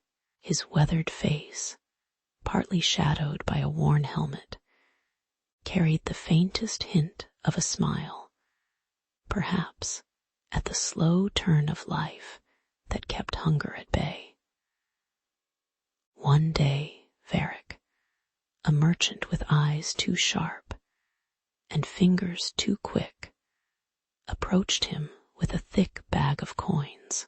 Their meeting was simple enough, with soft voices and a faint scent of dried herbs in the air, as though deciding a small trade of goods rather than lives. And so, a dark pact was quietly forged in the corner of a bustling street, set against the gentle hum of daily life, blending the faint sounds of footsteps and distant livestock. Soon the agreement became clear. Varick would pay Aldrich to eliminate enemies quickly and efficiently. A whisper of silver changed hands, and Aldrich, with a tired nod, prepared his men for what was meant to be swift justice. The townsfolk, unaware of the underlying tension, continued their routines, mending clothes, sharing bread, delayed by the distant clang of steel in the shadows. Behind the scenes, the cycle of violence quietly gained momentum, and the uneasy peace in the town grew yet thinner, as each kill was just another small, grim transaction in a long, invisible ledger of human greed. The irony lingered quietly, that this brutal exchange was made so mundane and unremarkable, like any routine payment. As the days passed, the violence unfurled with the measured monotony of a beast waking from slumber. Aldrich's men carried out their deadly tasks with routine efficiency, their faces tired, but resigned to the familiarity of death. Varick, meanwhile, checked his emptying coffers with a sort of bemused detachment, as if the chaos was just another market item. Sometimes they shared a brief, distracted glance, aware of the absurdity that underlay their quiet transactions. The blurred face of some unseen prophet loomed in the shadows of their conscience, but was barely recognized, barely visible, perhaps too tired even to bother. Life in the town, meanwhile, tiptoed on, as though unaware that its very blood had become the dull, rhythmic drum of commerce. Eventually, the accidental toll of this cycle seemed to settle into a strange calm. The town's simple routines persisted amidst the quiet background of distant clashes, whispers of betrayal, and the soft rattling of chains that the violence had left behind. Aldrich, now a figure more often seen resting at the town's tavern, pondered the strange peace that sometimes settled after his violent work. The faces of the slain blurred in memory, like forgotten echoes of a story too old to be disturbed. Varick, counting his coins, wondered if the endless hunger for profit was worth the weight it added to his conscience, which had long since grown faint. And in this slowly ripening stillness, the town seemed, somehow, both more and less alive, caught in the sleepy paradox of human imbalances and quiet regrets. Looking back, one might see the dark simplicity of that pact, woven into the fabric of daily life, and feel the quiet irony of it all. In the end, human greed had turned death into a routine, a familiar hum that echoed softly through history's chamber. Perhaps, beneath the layered dust of old stones and weathered faces, the town still remembers, in its own muted way, the terrible boredom of making life into a market good. A dull, endless cycle of giving and taking, with quiet humor at the absurdity of it all, lingering just beneath the surface. The faces, ever blurred and hidden by the dim light of time, remind us how human stories tend to drift into silence, making even nightmare into a kind of mundane whisper. In the slow, unfolding years of the Middle Ages, villages often found themselves caught between the desire for safety and the chaotic allure of greed. The idea of trading a neighbor's life for a handful of silver became increasingly tempting, as coin purses bulged unnoticed in busy markets. Initially, it was whispered as an exception, a desperate act driven by poverty or fear. Yet gradually, the notion of earning a quick death for profit seeped into the very fabric of rural life, softening the boundaries of morality and trust. Faces once innocent with morning light grew shadowed with suspicion, and the quiet hum of daily routines was subtly replaced by the nervous glance over the shoulder. It was, perhaps, the slow march of quiet corruption, as everyone learned to look away or look for a payday amid the cruelty. Here, morality became a coin that could be flipped, with a life's worth measured by silver and silver alone.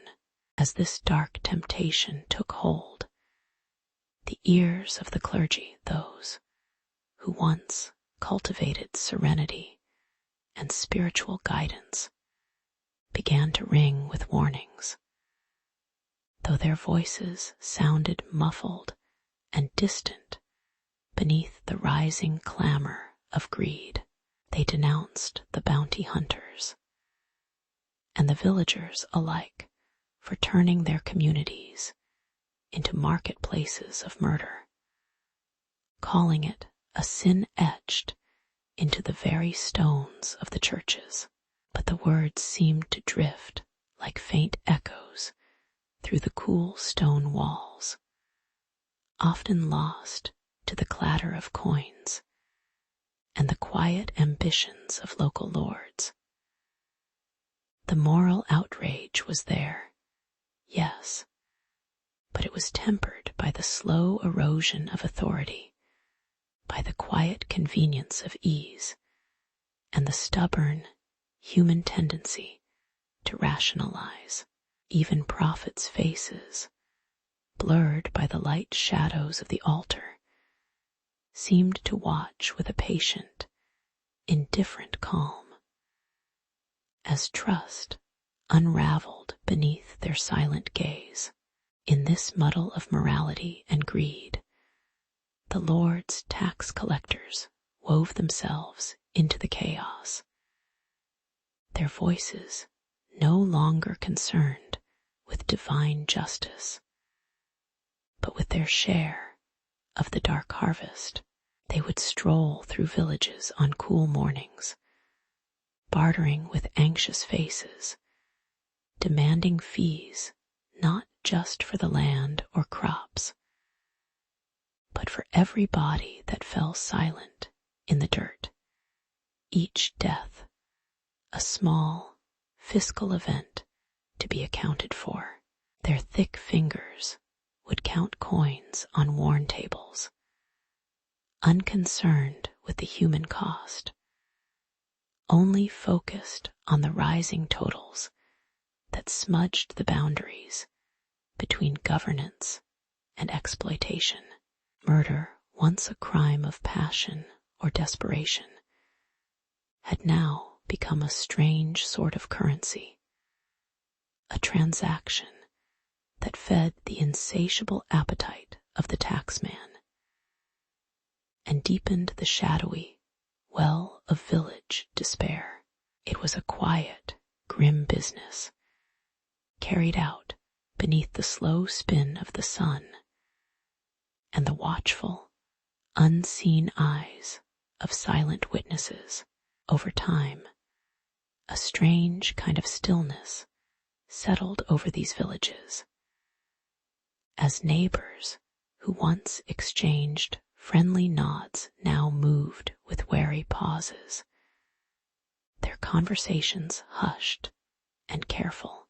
The air seemed to hold a weight, a blanket of melancholy thicker than the usual dust, as people resigned themselves to the unspoken understanding that trust was just another coin to be spent. The clergy, fading into the background like a soft shadow, seemed almost resigned, their voices dulled and faces obscured in gentle, blurry light as they watched their congregations quietly unravel. Life became a series of daily routines, tending fields, waiting for market days, suppressing small, secret fears.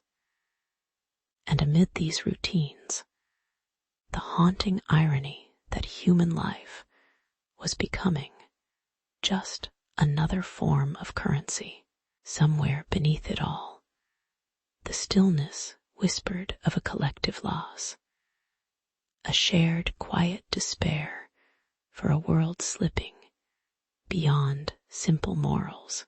Looking back, perhaps it is the slow, endless moments of this history that hold the most quiet wisdom. How the desire for quick wealth can subtly turn a human courtroom into a battlefield, and how silent voices of conscience are often drowned out by the faint jingle of coins. The villagers, the clergy, the tax collectors, all part of a landscape that echoes with the soft hum of mundane tragedy, that even in a world of simple, daily life, human folly finds a way to shadow the ordinary with the extraordinary. It is here, in this calm, that we see the quiet irony of human imperfection, walking steadily through history's muted corridors, never truly changing, but always carrying the weight of their unspoken stories beneath the slow-setting sun. In the quiet corners of the Middle Ages, stories whispered of a thief who, caught in the act of a contract killing, found himself facing a grim fate. The gallows creaked softly as his body swung, his voice lingering in the cold air as he swore that every coin earned through bloodshed would carry a curse. Such tales seldom reached beyond the flickering candlelight, yet they planted seeds of doubt that slowly grew in the minds of townsfolk and rulers alike. The era was rife with hardship, making the idea of a curse seem both comforting and ominous, a reminder that even in death, some sins might not be easily forgotten. As weeks passed, strange illnesses swept through villages, fevers rose suddenly, and the skin of the healthy darkened overnight. No healer could identify the cause, and whispers began to circulate that the vengeful spirit of the condemned was preying on the profiteers who had once benefited from blood money. People looked at their neighbors with suspicion, pointing fingers, while the plague-like affliction persisted. Ironically, the more they insisted on justice or retribution, the more the specter of guilt seemed to haunt the living, blurring the line between reality and imagined curse. The realm hummed with a quiet apprehension, as if the soil itself mourned the unwelcome trace of human greed. Yet amid the fear, some chuckled softly at the notion that a vengeful spirit could haunt coin and conscience, perhaps imagining it as an invisible clerk tallying debts in the shadowy afterlife. Still, the tales persisted, gaining exaggerated details, coins turning cold, and dark shadows flickering at the edges of sight when gold was counted.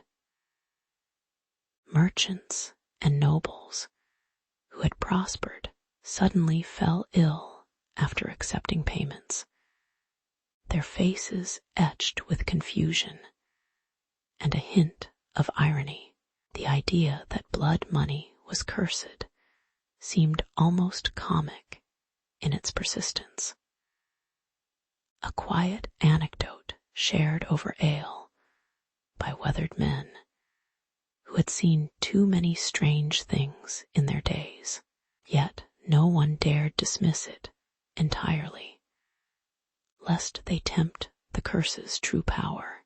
Gradually, the townspeople began to accept that perhaps some mysteries were better left unexamined, settling into a calm acceptance of the inexplicable. The illnesses waned as suddenly as they appeared, and life took on its usual slow rhythm.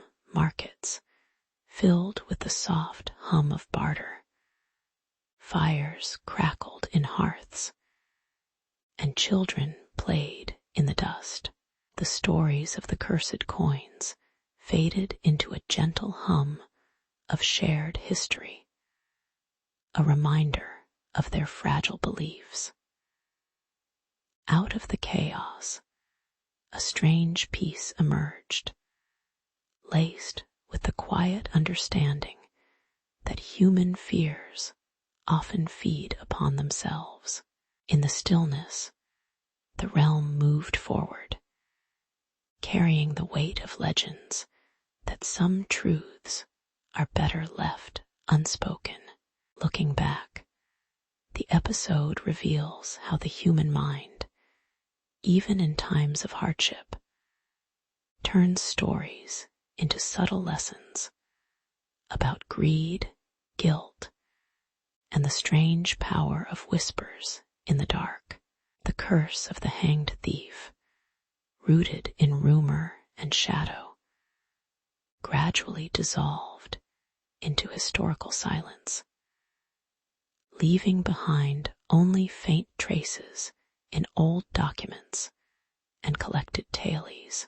Perhaps in the end, it was not the vengeful spirit, but human anxiety itself that inflicted the true nightmare, a slow, quiet reminder that some sins are better left unspoken, and some fears are better left uninvestigated.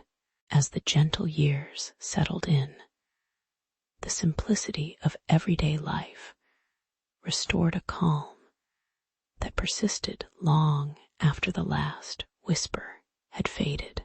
On a quiet dawn in a small medieval town, the marketplace was beginning to stir, though most residents moved slowly, wrapped in layers of coarse wool, and carried the scent of bread and damp earth. Aldrich and Varick, two figures often seen in the shadows of the local tavern, had been quietly accumulating a ledger, a list of names, deeds, and coins exchanged in the dark. Their faces, blurred by the early morning light, betrayed little emotion as they sorted paper and whispered plans, unaware that their quiet bookkeeping was about to be exposed. It was a day like many others, yet beneath the calm, an unspoken tension simmered, perhaps an unwelcome accountability for acts that blurred the lines between survival and brutality. And so, the morning awaited its gentle passage, unaware that history was about to nudge into a rare moment of reckoning. Amid the unfolding tension, a sense of quiet irony drifted into the square. Here was greed, cloaked in the guise of necessity, now paraded in front of those who knew its cost all too well.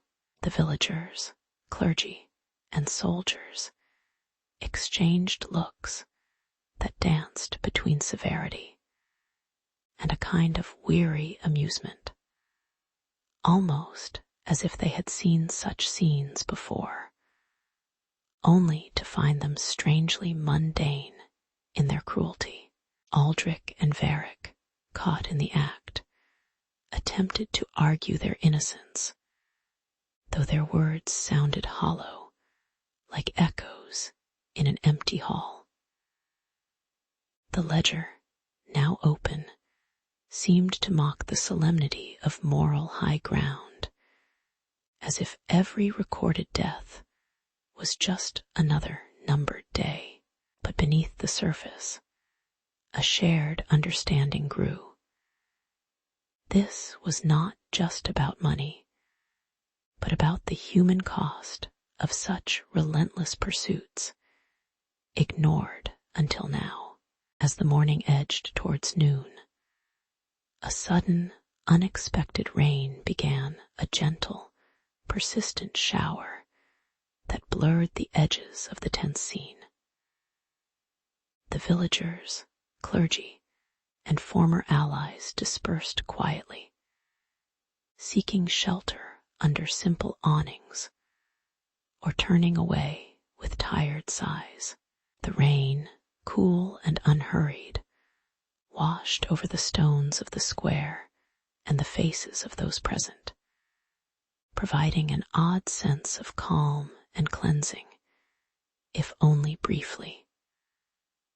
Aldrich and Varick, faced with the wet and their own shared guilt, gathered what little dignity remained and slipped away into the gray streets.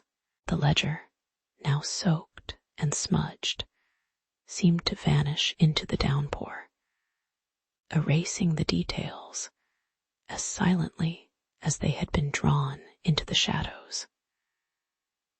It was a moment of quiet dissolution, where human absurdity faded into the drizzle, leaving behind only the soft murmur of passing clouds.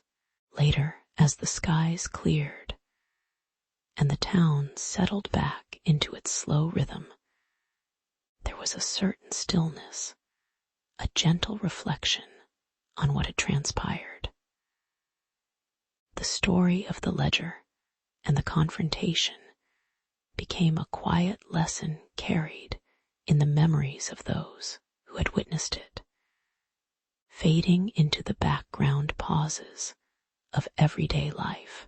Aldrich and Varick's retreat was accepted as an inevitable chapter, an episode in a long human story about greed and its consequences, often overlooked and quietly forgotten.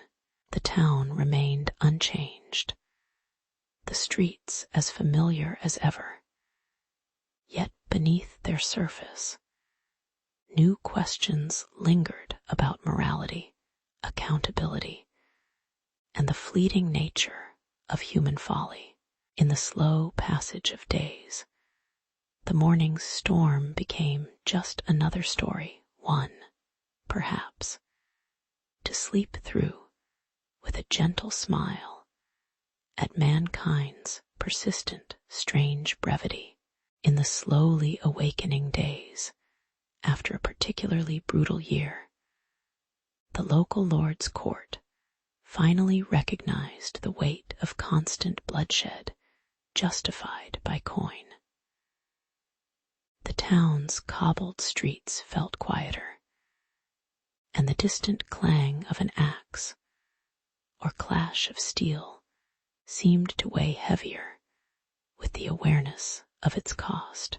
Slowly, a decree was issued, a simple but profound ban on paying for murder, an attempt to tame the restless appetite for profit through violence. Some villagers watched with half-minded optimism, while others shrugged in silent acknowledgement of human flaws. It was, after all, an ordinary hope that peace might rest quietly, like shadows falling soft and unthreatening over the land at sunset. As the new edict settled into the everyday rhythm, the church's figures appeared once again, their faces obscured by the faint glow of candlelight, offering penance for those caught in the act of violence. The accused, some trembling slightly or sighing with resignation, knelt on cold stone floors, while priests chanted prayers with hollow sincerity. The irony hung faintly. There was comfort in ritual, even if the underlying roots of greed and despair remained untouched. The community waited patiently, some touching the worn wood of the pews, others casting cautious glances at one another, trying to piece together trust in a world wary of betrayal. A fragile thread of calm, woven with quiet apologies, held the town's collective heart afloor. Among the villagers, life reshaped itself in small, everyday acts, men and women working side by side, sharing tasks once approached with suspicion or greed. Carpentry, weaving, tending fields, these routines became more meaningful in their ordinariness. stories of violence became distant echoes, replaced by the dull persistence of farm chores and quiet conversations over shared bread. Yet, in the background, the history of how money and murder intertwined seemed almost ironic. How a society could try to buy peace with the same coin that fueled chaos. The faces, old and young, remained friendly, but tinged with a weariness that hinted at lessons learned too late. Still, peace persisted, fragile as a newly spun web, holding the community through longer days and softer nights. In a corner of the town, an old man watched the quiet activity, his face blurred by the flickering candlelight, reflecting memories of darker times. Over time, the stories of violence and greed faded into the background hum of daily life, replaced by a tentative sense of stability.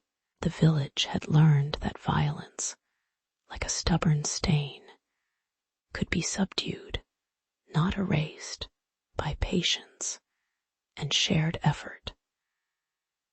The irony lingered in the slow pace of reconciliation, in how mercy was offered not as a grand gesture, but as a small, continuous act. People still looked over their shoulders occasionally, but mostly they moved forward, feeling the subtle weight of restraint grow lighter with each passing day. In this gentle moment of peace, perhaps they saw that even the worst nightmares could someday drift into quiet memories. Reflecting on these quiet years, one might see how human imperfection persisted beneath the surface, how the nightmare of monetized murder gradually loosened its grip through simple acts of forgiveness and community kindness. The blurred figures of prophets, shadowed by the dim light of history, seemed to watch silently, perhaps amused at how humans sought to mend their wounds without grand miracles. The town's story, like so many others, conveyed a soft message. Peace was not born from perfection, but from an undeterred hope that even flawed societies could find moments of stillness amidst chaos. As the sky darkened further and the last workers paused in their chores, the faint hope lingered, fragile, uncertain, but undeniably real, like the gentle closing of a well-worn book. In a quiet, shadowed alley of a bustling medieval port city, a small group of orphaned boys gathered each evening near a rough-hewn table, unaware that their future would be shaped not by kindness, but by the quiet promises of the Guild of the Blade. The master trainer, a tall figure cloaked in simple wool, watched them with a calm, distant gaze as he handed each boy a small dagger, its blade dull but promising. Their initial meetings felt almost like a ritual of gathering, mundane whispers, nervous glances, and the faint tick of a wooden clock. Yet beneath this ordinary facade lay the beginning of something darker. The boys, eager to belong and escape the shadows of neglect, listened attentively to the grim oath inscribed on parchment, feeling a mixture of uncertainty and a strange sense of purpose. It was an unremarkable scene, save for the weight of the unspoken vow that would soon tether them to a life of cold, sanctioned violence. As days turned into weeks, the atmosphere grew heavier with the unmistakable scent of metal and sweat in the small training room. The master trainer demonstrated the first brutal rites, grueling drills, where soft flesh was rubbed raw, and patience was silently tested under watchful, indifferent eyes. The boys' bodies ached, their hands trembled, and sometimes they flinched at the sharp, biting tone of commands that seemed to say, "This is your new family."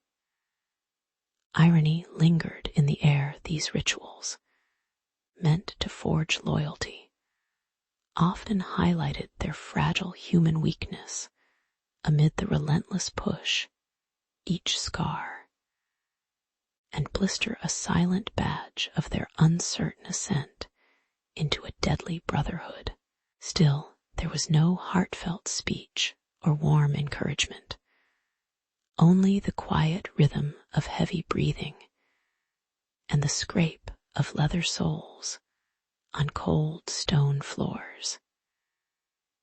It was dull, relentless, and startlingly ordinary, like a hard labor they were expected to accept without question. In the dim light, the trainer sometimes paused, wiping the sweat from his brow, his face shadowed and unreadable, as if he shared no personal history with the boys, his face a blurred canvas of irrelevance. Small, almost unnoticed, moments slipped past, an order barked swiftly, a blade passed between calloused fingers, a boy's uneven step after a fall, all tinged with irony and quiet detachment. They learned to silence their fears, to hide trembling hands beneath palms that felt as rough as the streets outside. The tasks they endured, cleaning old weapons, repairing leather straps, seemed mundane, yet carried the weight of their future roles. The training was at once brutal and banal, like a slow, unremarkable stream that wore away rock over time, shaping them subtly, methodically, without fanfare. Eventually, the boys found a strange sort of calm in their toil, the steady hum of routine, filling the silent hours, the rhythmic clink of equipment, and the faint, distant sounds of a city going about its ordinary day. The starkness of their training softened, just enough to reveal moments of human fragility. A hesitant smile shared over a chipped cup, a yawn muffled behind a hand, or the half-hearted jokes that drifted in the air like absent-minded whispers. Their presence in this shadowed guild, though founded on violence, became oddly consistent, almost mundane, a small, dull thread woven into the fabric of city life. They were no longer simply orphaned boys, but silent custodians of a grim, unadmitted order that thrived on quiet obedience and routine hardship. Here, amidst the soft hum of dull routines, a strange peace settled, peculiar in its familiarity and quiet in its endurance. Looking back, It was difficult to distinguish the moment when training shifted from brutal necessity to routine necessity, when the boys stopped questioning the darkness they had entered, the shadowy routines, the gruff voices, and the soft, almost casual brutality became part of their daily landscape, like the worn flags fluttering above a forgotten market. They learned that truth and violence, mercy and duty, could coexist in the slow, indifferent silence of everyday life. Perhaps the most enduring irony was how easily humanity survived in such mundane brutality, muffled beneath layers of routine and quiet obedience. As they grew into the roles assigned to them, they carried with them not heroism, but a kind of weary acceptance, an understanding that some evils are just part of the ordinary workings of a relentless human world. In the quiet shadows of the medieval training yards, apprentices gathered early in the morning, their rough-spun clothes worn, and their faces set with the silent determination of those who knew the weight of their craft. The air was thick with the scent of damp earth and old leather, as rough hands gripped wooden practice swords and sharpened blades with deliberate care. The master, a stooped figure cloaked in faded tunic, watched with half-closed eyes, his face hidden by the low light and a shadow cast by a battered helmet. It was a time of slow initiation, where the smallest inch of progress held the promise of survival in the days ahead. The atmosphere was steady, unhurried, as the promise of discipline seeped into every movement, almost as if the world outside had quietly paused to accept the routine's quiet gravity. As training persisted, the drills grew more intense. Blades clashed with metallic chimes that echoed softly across the yard. Shadows flickered on the stone walls, and the apprentices' muscles grew taut with effort. Among them, Eric, a lanky youth with eyes that flickered defiantly, tried to master the delicate balance of stealth and precision, even as the weight of discipline pressed heavily on his shoulders. The instructors barked commands with a calm, dull authority, an echo that seemed to blend with the faint snap of twigs underfoot and the breath-catching pause before a strike.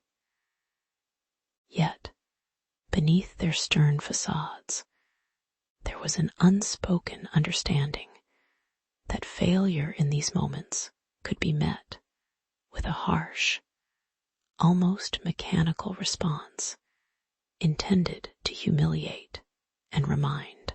The tension of the day hung like a low-hanging cloud, unforgiving and relentless in its pursuit of perfection. The infamous iron gauntlet was rarely needed, but when it was, it served as a stark reminder of the harsh discipline that defined their world, an iron clamp that pressed into the apprentice's hand or arm, jolting the skin and nerves with a sudden, cold pressure. Eric, in one careless misstep during a sparring exercise, found himself immobilized by the weight of the gauntlet, a symbol of both punishment and resolve. The crowd, a quiet assembly of fellow trainees and stern instructors, watched in muted anticipation, the moment stretching out like a slow, unavoidable wave. There was a peculiar irony in the fact that such brutal devices, designed to teach control through pain, often elicited half smiles or weary sighs, as if acknowledging the absurd, trying to curb human folly with iron. Yet no one dared speak of it aloud, for discipline was kept seated firmly in the realm of silence and resolve. The public flogging that followed Eric's failure brought a strange calm even to the distant square, where the hum of daily life continued undisturbed. His shirt was torn away, revealing a back reddened and tensed from the strokes, an unspoken ritual of warning and endurance. The spectators' faces, blurred by the shadows, showed no real anger, only a quiet acceptance that suffering had its place among the rituals of discipline. As the lashes fell, Eric's eyes, once defiant, grew tired, yet a part of him remained unbroken. The slow unfolding of pain was perhaps more instructive than any lesson of swordplay. The moment, though harsh, passed with a measured stillness, as if the world had briefly paused to observe the quiet persistence of human resilience beneath layers of steel and flesh. The dust settled, and the town carried on, the echoes of the event slipping into the quiet eternity of routine. In the days that followed, the memories of punishment and drills settled into a subdued hum within the training yard, another chapter in the slow, unending story of human effort and weakness.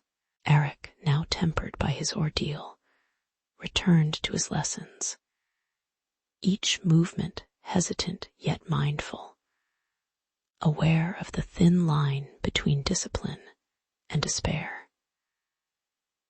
The shadow of the iron gauntlet lingered only faintly in his mind, like a distant echo of a time when pain was the clearest teacher. It seemed as if even the brutal rituals carried an unspoken humor, that in a world so eager to enforce order, the human spirit often found ways to drift quietly through the cracks. Somewhere between fear and acceptance, the apprentices moved forward, slowly mastering the art of discipline, knowing that, in the end, humanity's most profound lessons were often learned in the gentle silence after every heavy blow. In the quiet hours of dusk, the medieval guild gathered in a shadowed alley, their cloaks slightly muffling the faint sounds of distant city life. The condemned criminal, already subdued, was led out by lantern light, his footsteps slow and deliberate on cold cobblestones. There was no rushing, only a shared understanding that this night's ritual was as much about tradition as about justice, though both seemed worn thin with time. The air was tinged with the faint scent of damp earth and aging wood, The murmured voices hushed to a solemn silence. As they prepared, the flickering lanterns cast strange, shifting shadows, blurring the faces of all involved, as if history itself was quietly yawning and contemplating its own endurance. The hunt began as they spread out, silent shadows slipping through narrow streets, ears strained for the faint whisper of movement, eyes watching for any flicker of fleeing fabric. The night was cool around them, the muffled sounds of their boots against stone momentarily breaking the stillness.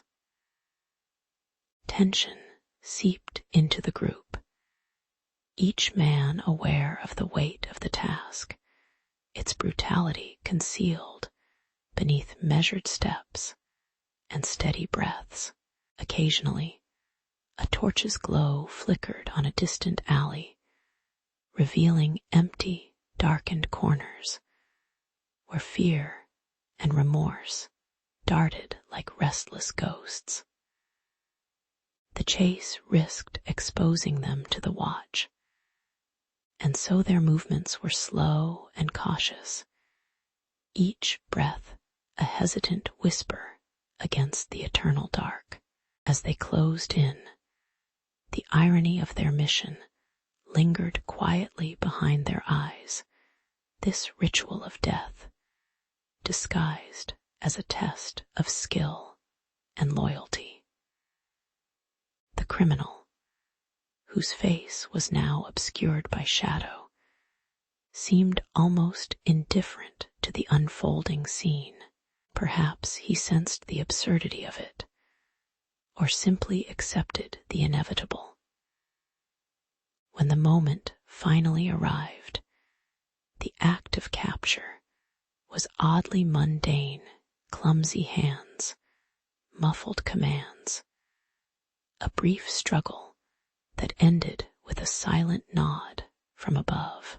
The irony was that in their attempt to demonstrate strength, they had become accidental witnesses to how human weakness often shaped their most solemn acts. The night swallowed the scene, leaving only faint traces of hurried footsteps and soft, regretful sighs. Later, in the quiet safety of their usual tavern, the men lingered over simple food and stale ale, their faces flushed and eyes heavy, with a mixture of relief and quiet remorse. The adrenaline of the chase dissolved into a sluggish calm as they shared small talk about daily life, their voices barely more than a murmur. The criminal's face, blurred and distant in their minds, lingered as an unspoken reminder that even in this ritual, human imperfection was unavoidable. The shadows from that night stretched into the morning, delicate and unremarkable, yet deeply felt. For a moment, the brutality seemed to fade beneath layers of ordinary human routines, an ongoing act that history quietly accepted as just another part of their endless, weary story. In the slow passage of time, the tale of that night settled quietly into memory, like a faintly flickering candle. The hunt, the capture, the solemn act, these were but small chapters in the larger, often forgotten ledger of human imperfection. The faces of those involved remained blurred by distance and detachment, like ghosts of a ritual that celebrated both morality and its inevitable flaws. As dawn washed softly over the city walls, the weight of their action rested gently on their shoulders, unremarkable, yet undeniable. And in this calm, reflective space, one could sense the enduring truth that even in the darkness, humans often move forward with tired resolve, carrying the silent burden of their many minor tragedies. In the quiet corridors of the guild's stronghold, the apprentices awoke to the dull hum of early morning, their routines slow and deliberate. The air carried the faint scent of bread and old leather as they prepared for another day of conditioning, an inheritance of burdens that blurred the line between discipline and necessity. It was a period when the echoes of past punishments still lingered like a muted hum in their minds, subtly guiding their hands and eyes. Outside, the sky was a muted gray, awaiting the arrival of turmoil. The day seemed gentle enough, yet beneath that calm, the shadows of old rules awaited their moment to unfold. But as the sun climbed, chaos erupted. A rival faction, unseen until now, launched a sudden ambush on the stronghold's unguarded flank. The apprentices, caught unprepared, scrambled to defend the storied walls erected over years of effort. Wooden shields scraped against stone as hurriedly armed figures clashed in a slow stream of violence and muffled calls. Eric, clutching a battered tool that once symbolized his training, stepped into the fray with a quiet resolve. His mind flickered briefly to the punishments he'd endured, strange armor for moments like these. Yet he felt their weight, now sharper than ever. Calm was hard to grasp amid chaos, but he moved with a worn patience, guiding others as best he could. Ironically, as the clash persisted, it was not only steel that decided the day, but a strange sense of irony. The very punishments that once aimed to break him became instruments of resistance. Eric wielded a heavy, scarred wooden bar, once a symbol of harsh discipline, now a makeshift weapon. The chaos around him blurred into a slow-motion tableau. Swinging, stumbling, the muffled cry of a fallen foe. Despite the brutality, there was a peculiar humor in the situation. How the tools meant to remind of human failings now served as tokens of survival. The battle reached its zenith with a rhythmic clatter, like the beat of a slow, relentless drum. And when silence finally fell, it was the quiet of exhaustion, not victory or defeat.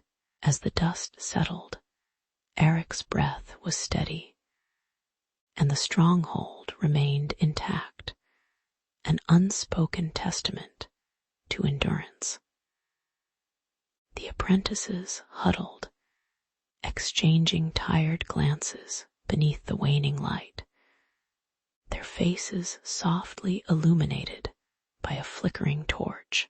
They sat quietly on the cold stone floor, feeling the weight of the day settle into their bones, a mixture of relief and resignation. The distant shadows of their past punishments were now memories lying beneath layers of dirt and sweat, simple remnants of a time when discipline was brutal. Outside, the world went on quietly, seemingly indifferent to the struggle just endured, whispering tales of resilience in the gentle wind. Perhaps even history was weary of reminding itself of human folly. Later, as night fell, Eric gazed at the darkened horizon, the flickering remnants of their campfire casting soft light on his tired face. He reflected quietly on how such moments, ordinary yet profound, shaped their existence, built on small acts of perseverance, the brutal training, the punishments, and the ambush all blended into a muted story of human imperfection and quiet strength. In the stillness, one saw the faint humor of how life's harsh lessons often circled back in unexpected, mundane forms. The day's chaos faded into the calm of understanding. That survival was less about fighting and more about enduring, steps taken quietly, with a steady heart, beneath the unchanging sky. In the quiet corners of the medieval workshop, apprentices watched as their masters meticulously etched scars into the flesh of those who would become executioners. The air was thick with the scent of wood smoke and faint metallic tang, a smell that seemed to settle into the uneven stones beneath their feet. Days blurred into nights with the dull rhythm of hammer and blade, each brutal lesson a stepping stone into a grim craftsmanship. It was an ordinary part of life, buried beneath layers of routine and silent acceptance, where even the faintest murmur of mercy was rare enough to echo faintly. The violence was mundane, yet somehow sacred, a steady heartbeat fueling the dark economy of justice and fear. When the battle ended and bloodied hands lowered their tools, a new tension arose, one full of unspoken questions. The survivors, marked by scars both seen and unseen, gathered beneath heavy skies that seemed to weigh more with each passing day. Their eyes drifted toward the city magistrates, who held the power to turn brutality into quiet negotiations, or keep the shadows thick with secrets. In the dimly lit taverns and council chambers, voices hovered around the fragile idea of mercy, though none quite dared to claim its full form. Every exchange was etched with irony. The very methods that had fostered discipline now challenged the notions of justice and humanity themselves. The silence that followed was thick, as if the city itself hesitated before moving forward. Eric, bearing a many-told story in the lines of his face and the faint tremor in his hands, sat beside worn wooden tables, listening to the murmurs of compromise. His scars, old and fresh, seemed to mirror the conflicted history that clung to the guild's legacy, such as it was, whose whispers lingered in corners and shadowed alleys. Negotiations with the magistrates were slow, sprinkled with pauses and polite words that felt too careful, like treading over fragile ice. Irony tinged the proceedings. A trade built on brutality now sought to be tempered by soft words and small concessions. Yet, in the quiet of that room, something like understanding slipped between them, tentative but real, as if the past had finally begun to loosen its weight. As days drifted into a gentle rhythm of hesitant peace, the weight of history remained, a faint hum beneath the surface of daily life. The guild's lanterns glowed softly at dawn, casting warm shadows over quiet streets where no more screams echoed from the training yards. People resumed small routines. Women spinning wool, men sharpening tools, children watching with half-interested eyes.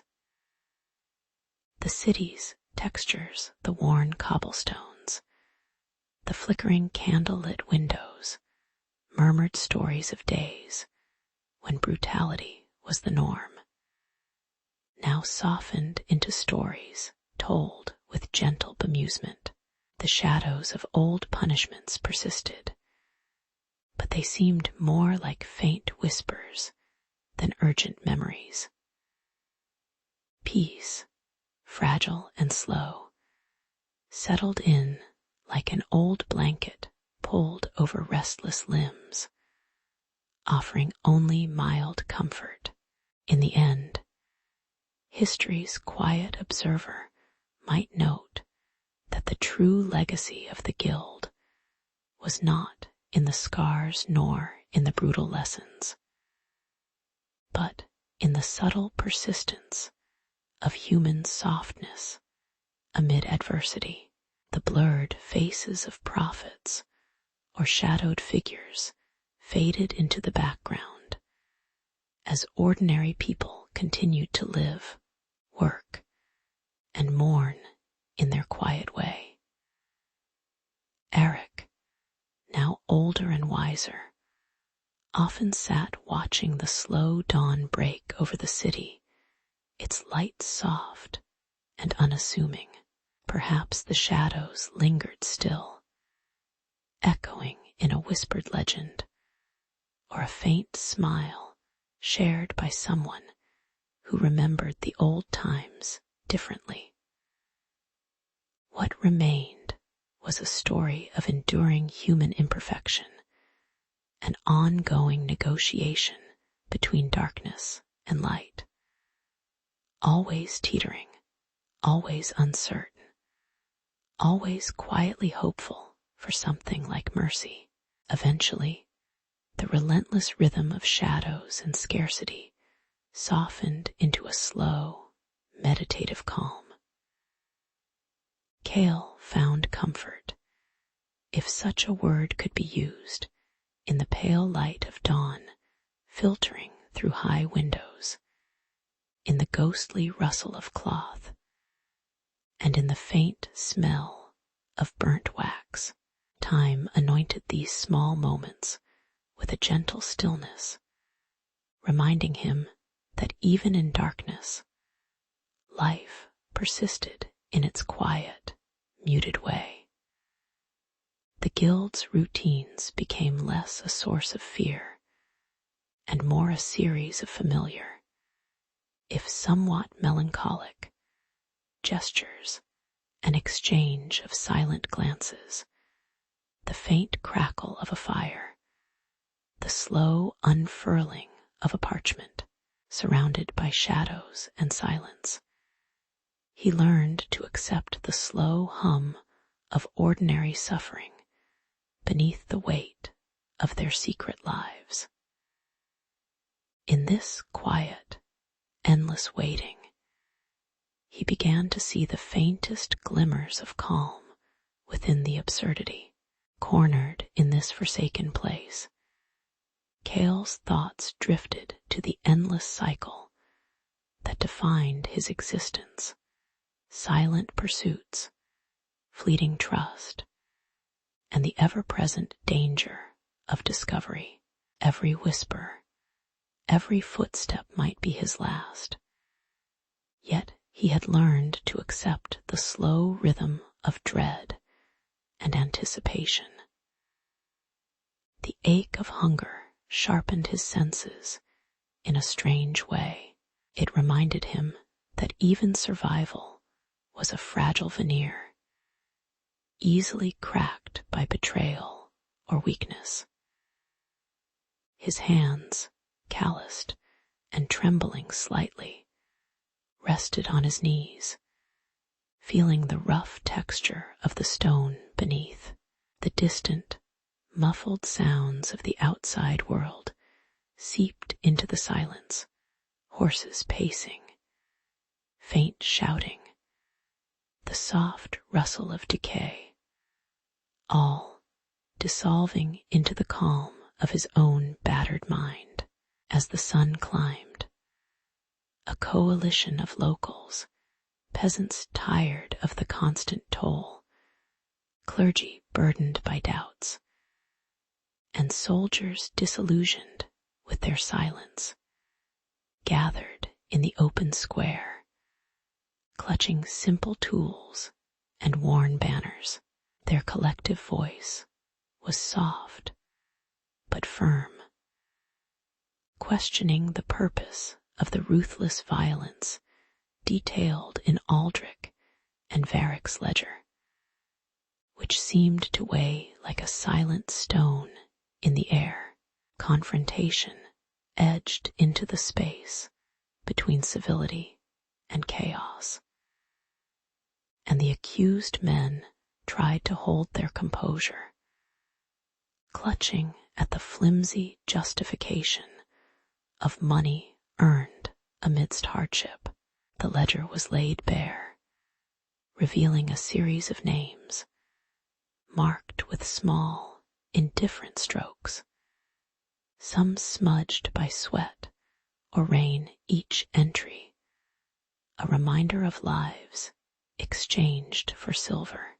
The morning had turned, quietly, into a turning point, where honesty flickered amidst human fatigue.